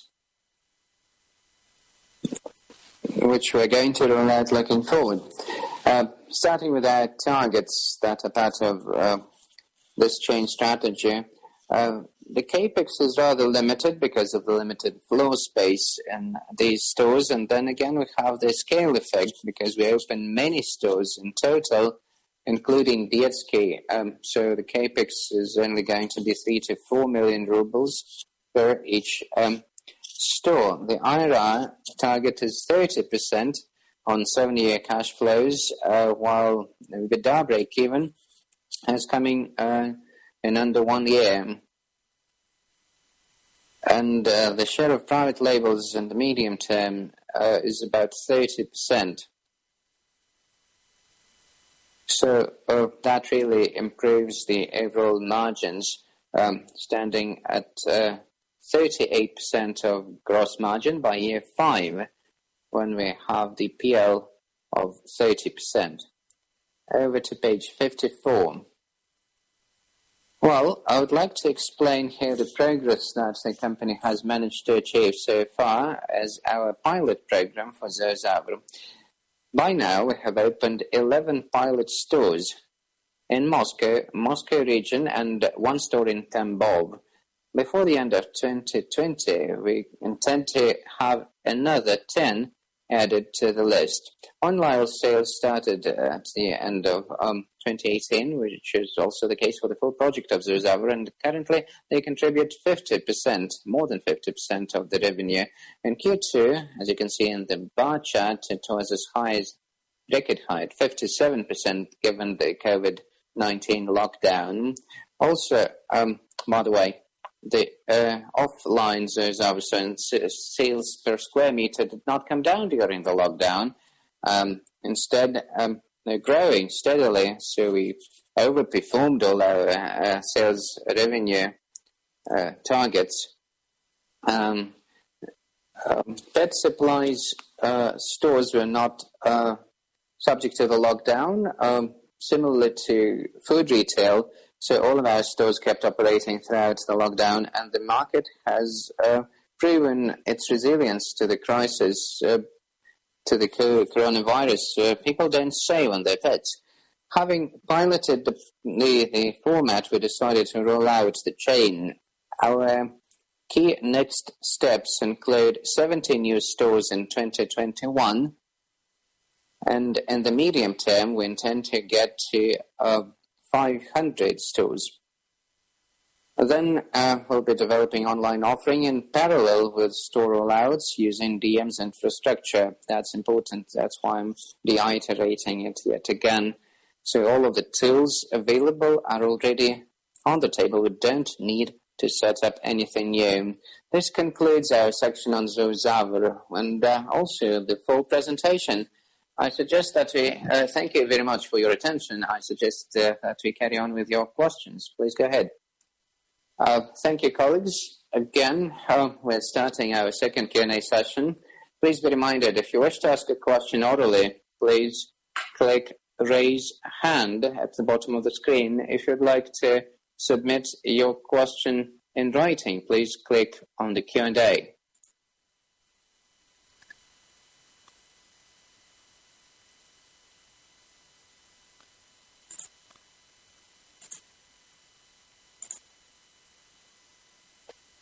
And we have our first question from Henrik Herbst. Please go ahead, Henrik. Yeah, thanks very much again. I had a few questions actually. The first one is in terms of the pet care rollout. Will all stores be independent, or can you sort of squeeze them into your existing children's or core format stores? The other thing I wanted to ask is in terms of cash requirements as you set up these businesses. I mean, it sounds like there's a lot of synergies, but in terms of working capital requirements, etc., are there any other sort of cash requirements in the early phase versus than 3 to 4 million of capex? I guess that's the same in the compact stores.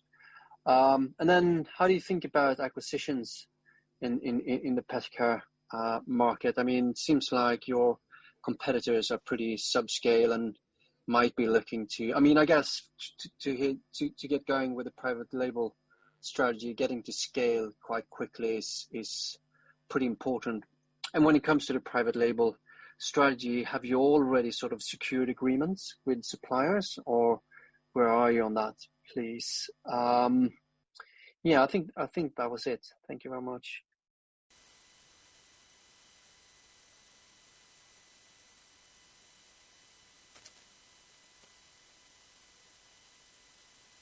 Thank you for your questions, Henrik. Let me handle that. Well, your first question is about whether we could integrate Zozaver into Detskiy or have them as standalone. The answer is we don't intend to integrate these because we see certain risks in terms of our image perception, because, you know, food for pets is somewhat of a different story. Because that smells sometimes, we decided not to mix it into our product proposition. However, we see some synergies because we'll try to open stores in same locations in one and the same mall, let's say, which would enable us to save significantly on logistics and also have the in-store orders picked up in the same location. So that's the same convenience.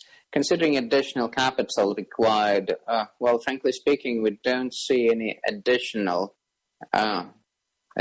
requirements because Detskiy has the infrastructure development capex, and that has been explained already. So all of these costs would cover not only Detskiy's needs, but also Zozaver's needs.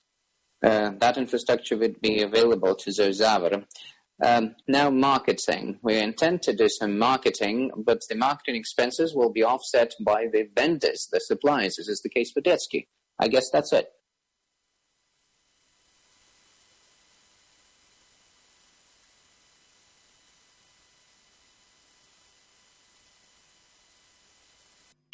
thanks. And just follow up, but could you look at acquiring any of these smaller competitors in the pet care space, or will it mainly be an organic sort of rollout? Thank you.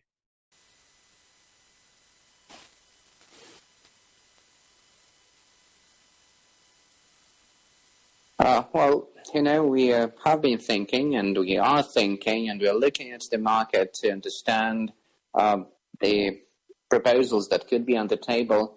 On the pet side of the business, frankly, we have had these discussions with a large number of players. We did some due deals, but frankly speaking, we have not identified any particularly interesting options. We see that growing organically is a much cheaper option for us. So far, that's the case.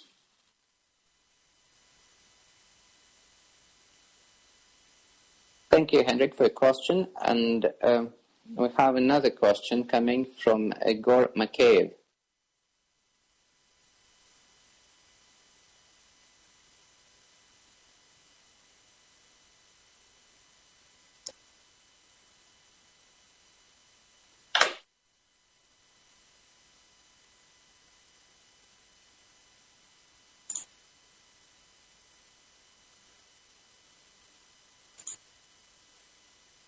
Igor?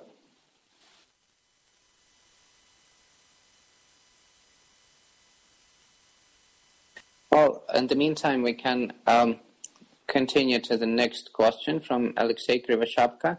Please go ahead. Colleagues, good afternoon again. Thank you for your very detailed presentation indeed. I'd like to ask the following. Pet supplies segment. What's the share of food retailers? Because you're only showcasing specialist retailers, but again, food for pets is available in hypermarkets and supermarkets. What's their share? And one other question, what's the concentration of suppliers? Like, I understand that food is a major portion. What's the share of Nestle and Mars? Thank you, Alexei, for your questions. I'm going to handle the first one, the share of food retail. The food retailers have about half of the market, but we also understand that's a growth opportunity for us. We also understand we'll be competing against food retailers given pretty much the same strategy as is the case with goods for children. Like lowest prices, best assortment, and omni-channel approach, which is very convenient for the customers. And Maria is going to handle the second part of your question. Yep, the vendor concentration. As is the case with any market, there is some share of consolidation, which is growing with time. Mars and Nestle have about 50 to 60%. So that's until today, before the PL has been launched. We expect private label products to contribute about a quarter of the food revenue in pet supplies, and that's exactly the share that we see with our competitors in the market. Okay, thank you.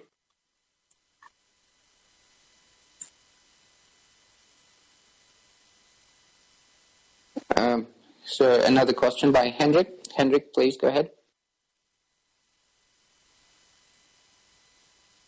Oh, sorry, I didn't actually mean to raise my hand again, but I can ask a question, actually.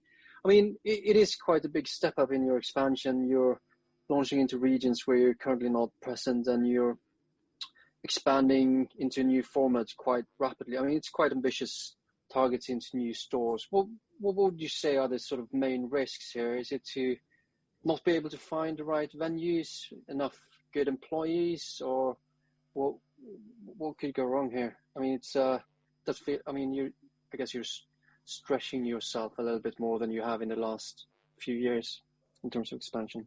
Thanks.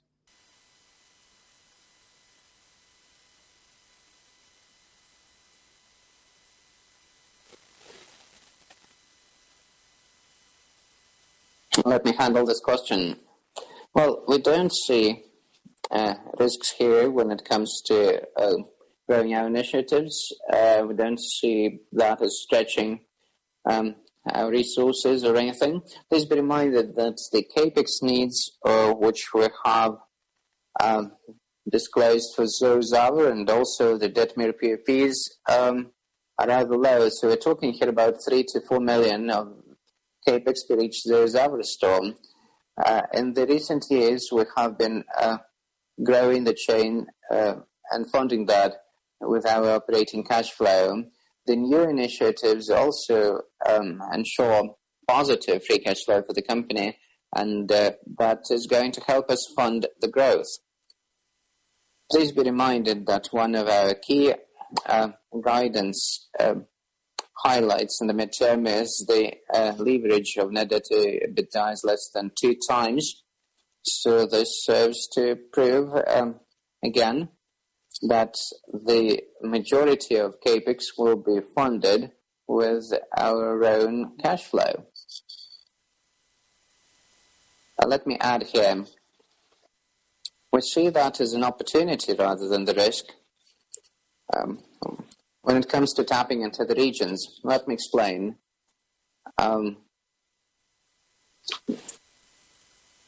Specialized, i.e. independent retailers, still play a key role in the regions. As of today, as Detskiy penetrates into those smaller regional locations, it cannibalizes rather fast those competitors. They shut down pretty much immediately and we take over their traffic and their revenues. So we see that as an opportunity rather than a threat, especially when it comes to Detmir PUP. Thank you, and we proceed with our next question. Elena, the floor is yours.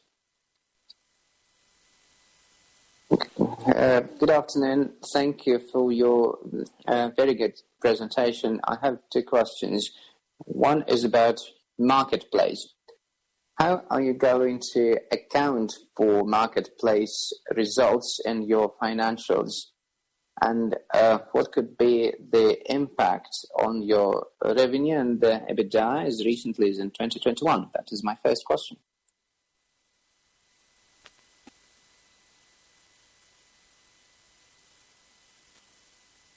Thank you for your question, Lena. On the revenue side, well, we don't provide any particular guidance for the group or for the segments.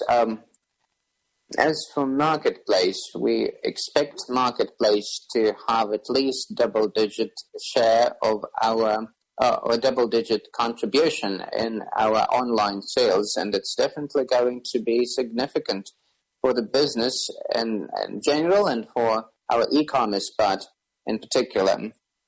So the EBITDA to GMV is going to be high single digit. That's our expectation. That's the EBITDA margin, of course.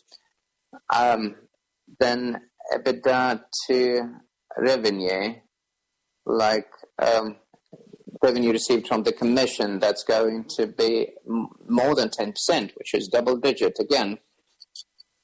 If you have any follow-up questions, you're welcome. Yes, I do.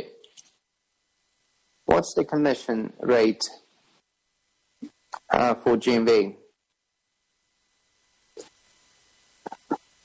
Well, we only provide a range of 20 to 25%. That's our guidance. That depends on the category, of course. We intend to consolidate this market rather aggressively, mostly competing against Wildberries and Ozon. So our commission rate is going to target the key online pure players. Question, then would Wildberries and Ozon have similar commission levels, or your levels are going to be less than the competition? Do you have any information on that? Let me put it this way. Wildberries and Ozon have different approaches to setting their rates. They have a fixed rate both companies, Wildberries and Ozon, can have that lower than 20%, and on top of that come additional services. But we also understand that without those additional services, the sellers would be incapable of selling their products successfully, and the all-in rate is going to be higher than what we currently target. So as we said, the fixed rate of 20 to 25%, that includes all the services that we can provide. So that's why we believe our rate is going to be quite aggressive and will be more attractive to the vendors, to the insellers, as compared to Wildberries and Ozon. Thank you. I have another question then, also related to the marketplace. Like, why did you decide not to let the customer know that they're buying 1P product or a 3P product? First-party product or third-party product. Can you comment? Why did you decide not to make that known? Thank you for your question. Pavel Pishikov has taken that question. Thank you. As explained throughout the presentation, we dedicate a lot of attention to the shopping experience and its convenience, and any split of the product assortment into tiers or groups really makes things more complicated. There are certain constraints, as you can understand. In terms of our logistics on the website or elsewhere, we don't really need to split those processes in any way. That's why we have used this possibility to have a uniform channel and a corridor, if you wish, which they can shop at and then get the product delivered by a courier or pick up at the pickup point, etc. That's true, but will you be able to deliver marketplace products next day, really? Because the supply would need to get that to your warehouse, to your DC, right? No. That's quite the other way. They first deliver it, and then we sell from our DC. So all of the logistics is the same, 1P or 3P. They're stored at the same warehouses, federal DCs, and they get picked up at the same time. The only difference is the regional DCs that we are going to open up will have marketplace goods as well, but the ones in high demand. Like the federal DCs will have 2.4 million SKUs, and the regional DCs, it would be like 200,000. So next day delivery would be available for 200,000 SKUs, and the others ones at a slower pace. Understood.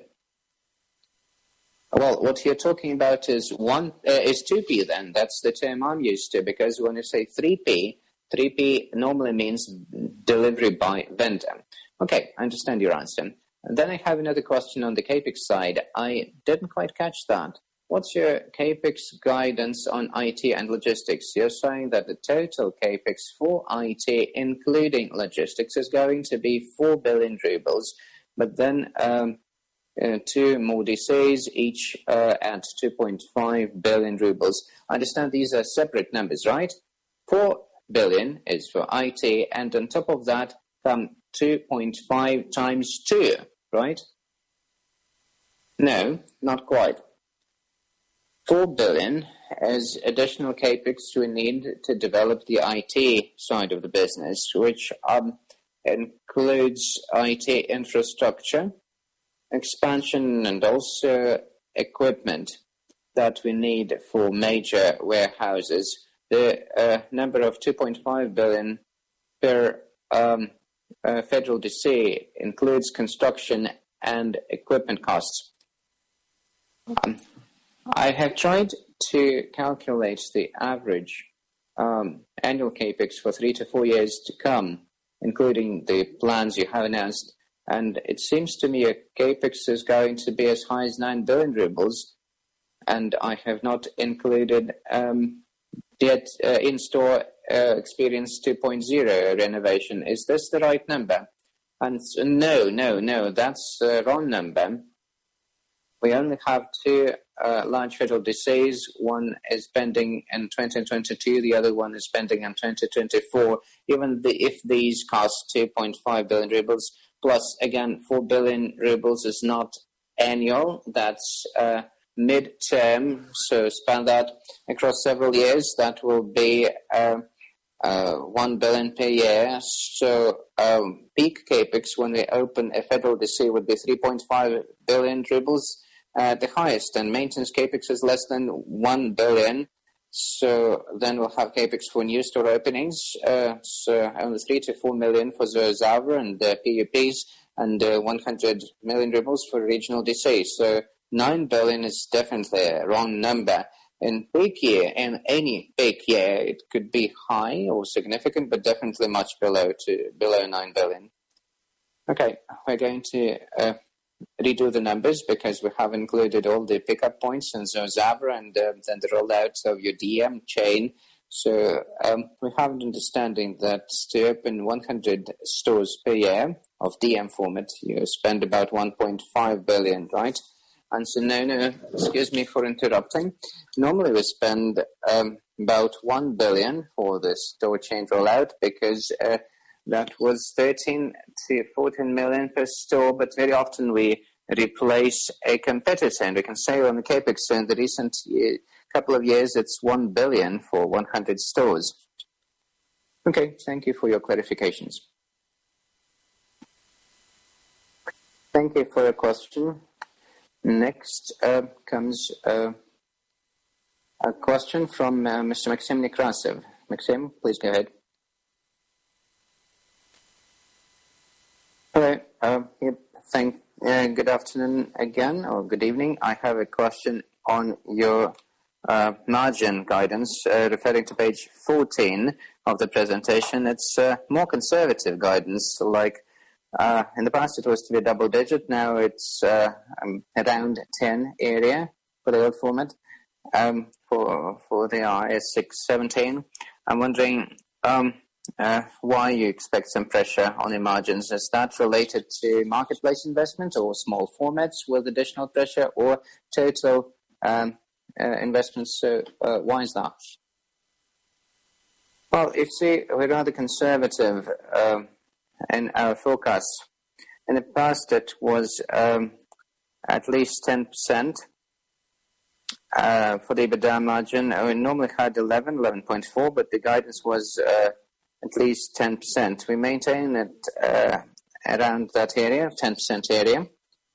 So we understand that in the early years of the new strategy, the EBITDA margin could be somewhat less than what we had with a mature network, a mature chain. That's quite normal because it takes some time to ramp up. And then the margins would be growing in the future. That's a very conservative guidance, that's it. In terms of any pressure, here's the situation.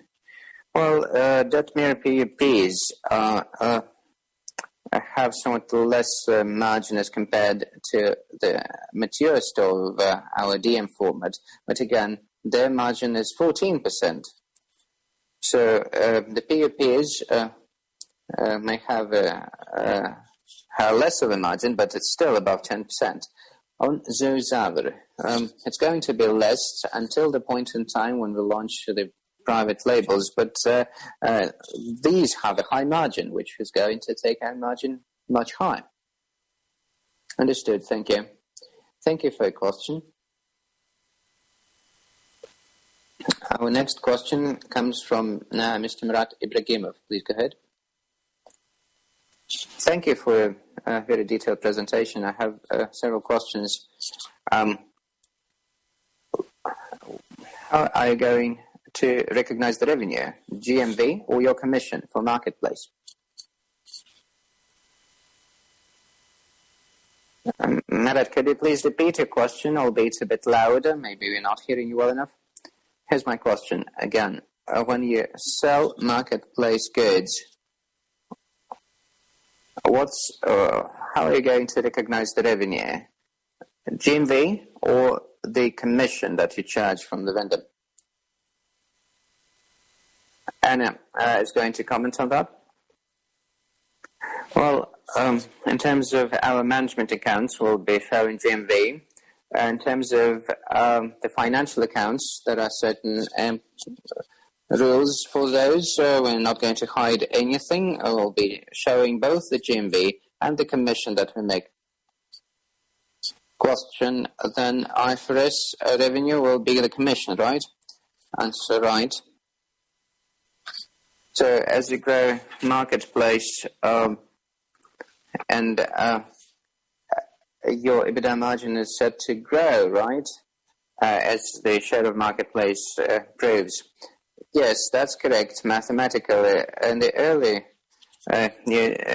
on, when the marketplace doesn't contribute that much, it's going to be more moderate, but then it's going to be higher.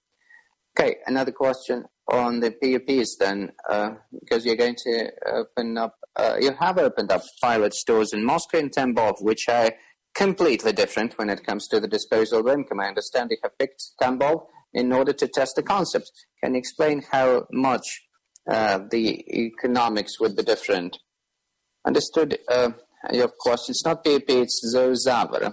But this doesn't really matter because we have tested the PUPs both in Moscow and in the regions, and the trend is observed exactly the same as is the case with Detskiy. The disposable income is different, but the economics per store is pretty much the same. The revenues are growing not as high, but the costs are low as well, so the EBITDA margin is on par in Moscow and in the regions. The same is the case with Zozavr. Zozavr demonstrates the same level of the margins, be it in Moscow and the regions.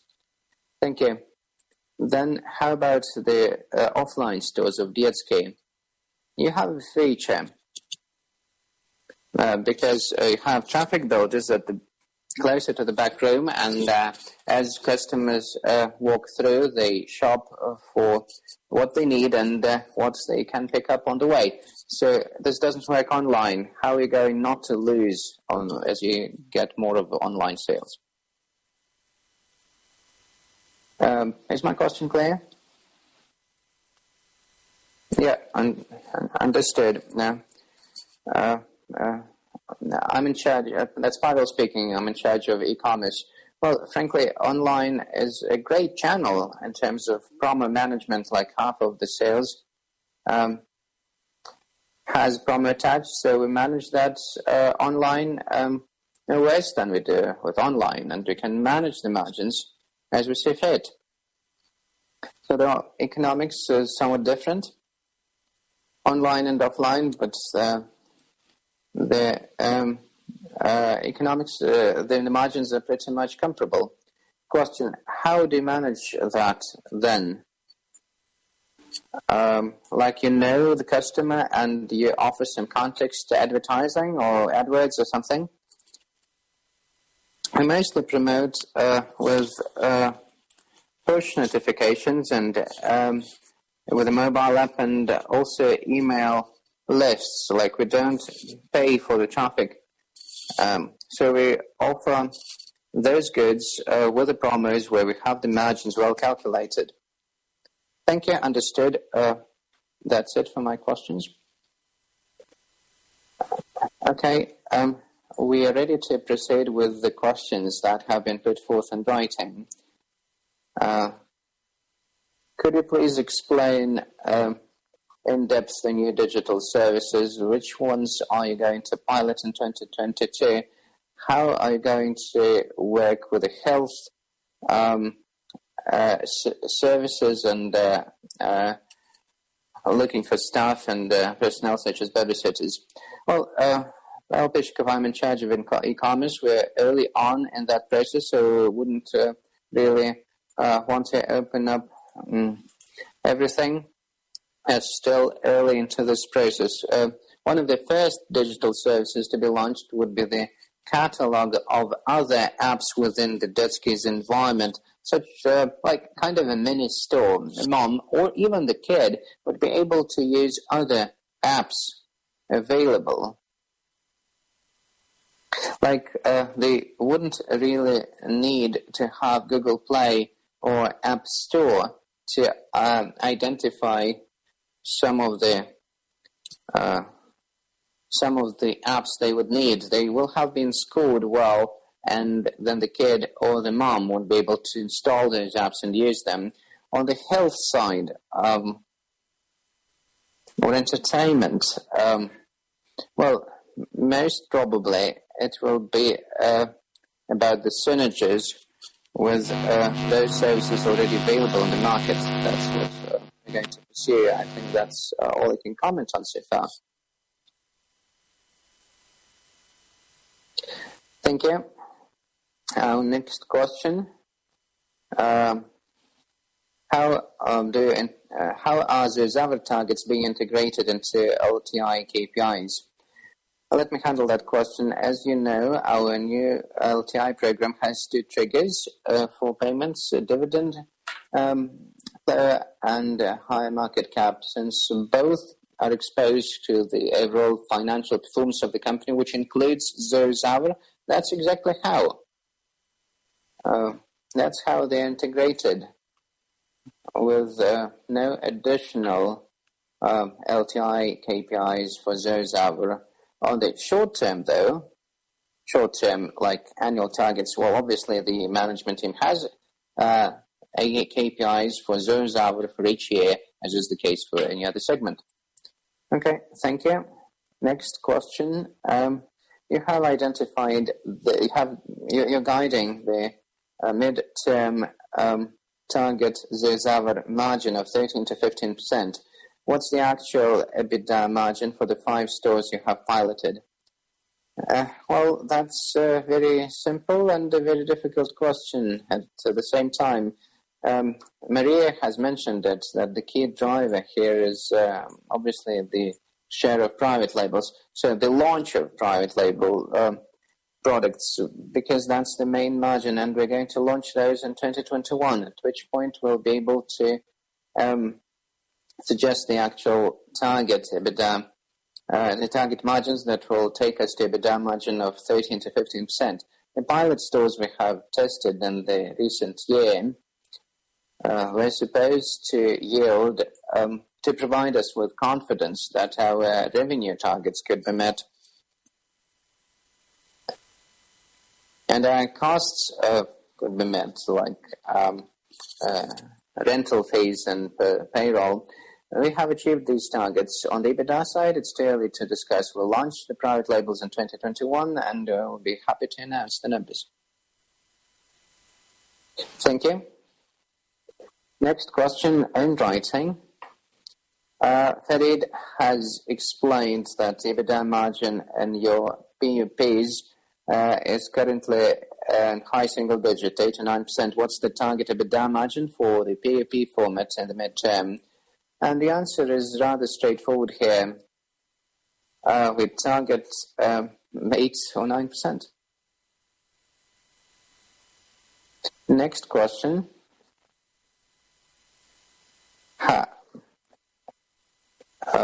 Do you see significant competition from the marketplaces on the pet supplies market? Well, I think the competition here is less than in the children's goods, because the pet supplies have about 70 to 75% of the whole market dedicated to food for pets. So you have Mars and Nestlé, the large players consolidating the market, and then private labels contributing up to 30% of the revenue. If we consider Zoezaver, well, we are much more affordable to the customers. We are happy to deliver the goods faster. Our prices are better. And we have the exclusive product proposition in the form of our private labels. Considering the product proposition of the marketplace, we have the marketplace as well, and we are moving ahead with Detskiy already. We are adding pet supplies in our marketplace, and we'll carry on. Thank you. Our next question is, what do you think about the market share growth of wild berries in Ozon outperforming the market, and that was the case for Detskiy as well in 2017 to 2019. What do you think about your performance in 2020 and the midterm? Let me handle that for the past, at least, in retrospect, in 2017 through 2019. Please be reminded that we'll have rating agencies like showcasing top 100 store, e-commerce stores or online stores in the market, and one award goes to the fastest growing store for the year and for the past 3 years. So in the past 3 years, it's Detskiy who has been winning this award. They're officially the fastest growing online store in Russia in the course of the past 3 years, and that award has been given to us for 3 years running. So that's it in retrospect. Now in looking into the future, our omni-channel strategy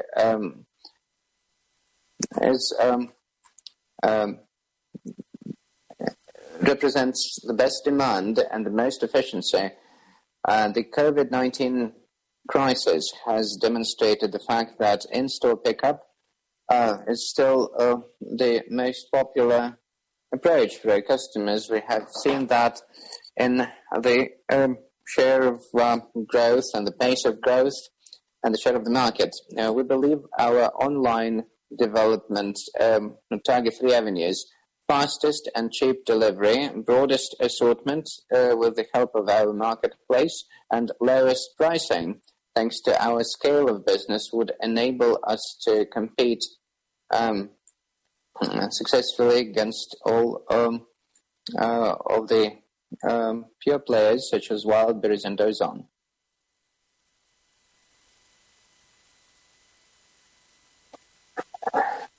I would like to provide some further guidance on capex.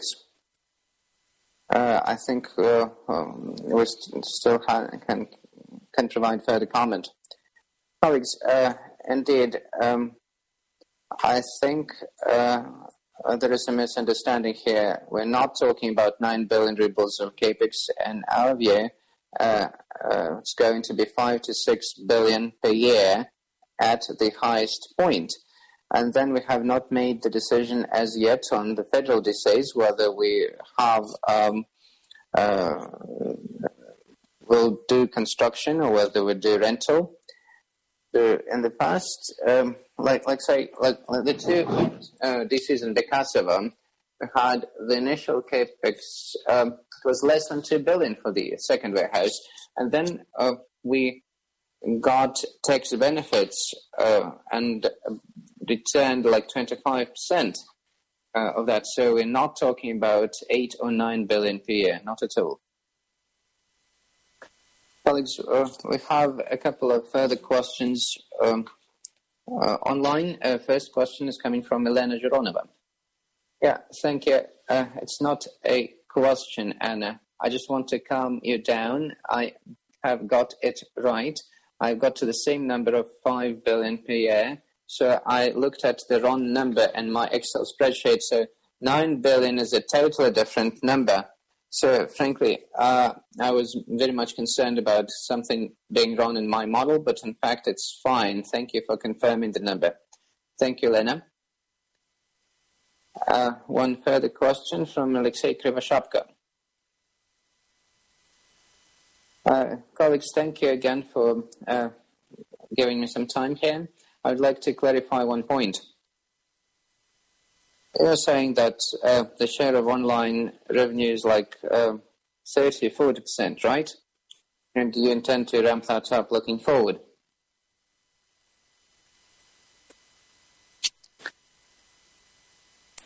How would that spread across what's the breakdown in terms of the means of delivery? What's the share of courier delivery? What's the share of self-pickup? And how do you compensate for this logistics from warehouse to your customers? And also, what's your average ticket? So these are my questions. Thank you. Pavel Pishikov handling this question. as mentioned previously, pickup is the most popular means of delivery. Like more than 80% of all orders are picked up in Detskiy stores. Some of our activities target courier delivery, but we believe it's going to be at about 80%, looking forward for self-pickup. Let me add here as well. We see that major online players have about, again, the lion's share for the pure play online retailers at about 90% for the leading pure play online retailers, which serves to prove that the omnichannel strategy is extremely in demand in Russia and extremely efficient. Okay, and can you comment on the second part of my question as well? Could you please repeat? Sure. Well, if I want to have the goods delivered to my address, what's the cost of the last mile? Who's paying for that? So that's my first question. And another thing, what's your average ticket in rubles for online? Kyle Pishikov taking that again. Please be reminded, we currently have three different means of courier delivery. If you shop on the website or in the app, like if the product is available in a nearby store, you'll get that in 2 hours. Another option would be next day from the regional Detskiy, and yet another option, which is if it's not available in a store or at a DC, you'll get that from the federal DC. All of the three means are visibly a single means. It's the same tariff, like we deliver free for tickets larger than 1.9 thousand rubles. If it's less than 1.9 thousand, it's 199 rubles per delivery. Average ticket for the fast means of delivery, about 2.5 thousand rubles, and from the federal DC, it's 3.1 thousand rubles. That's it. Okay. Thank you. That's clear. Thank you. Colleagues, we have enough time for one question asked in the Q&A in writing. So, do Detmir PUP metric include marketplace or first party sales only? 1P, it's 50-50 offline, online, as you hear from Farid, and the marketplace is coming on top. And Zoa, or the pet products, is going to be on top as well, because those other orders could be picked up in DM, PUP, or those other which would add to it. Thanks, Ed. Thank you, colleagues. Quite unfortunately, we're out of time. I would like to thank you for your questions. That is so interesting. And I would ask you to to take part in that survey. To get your feedback, it's available on the last slide of the presentation. Have a nice evening and stay safe.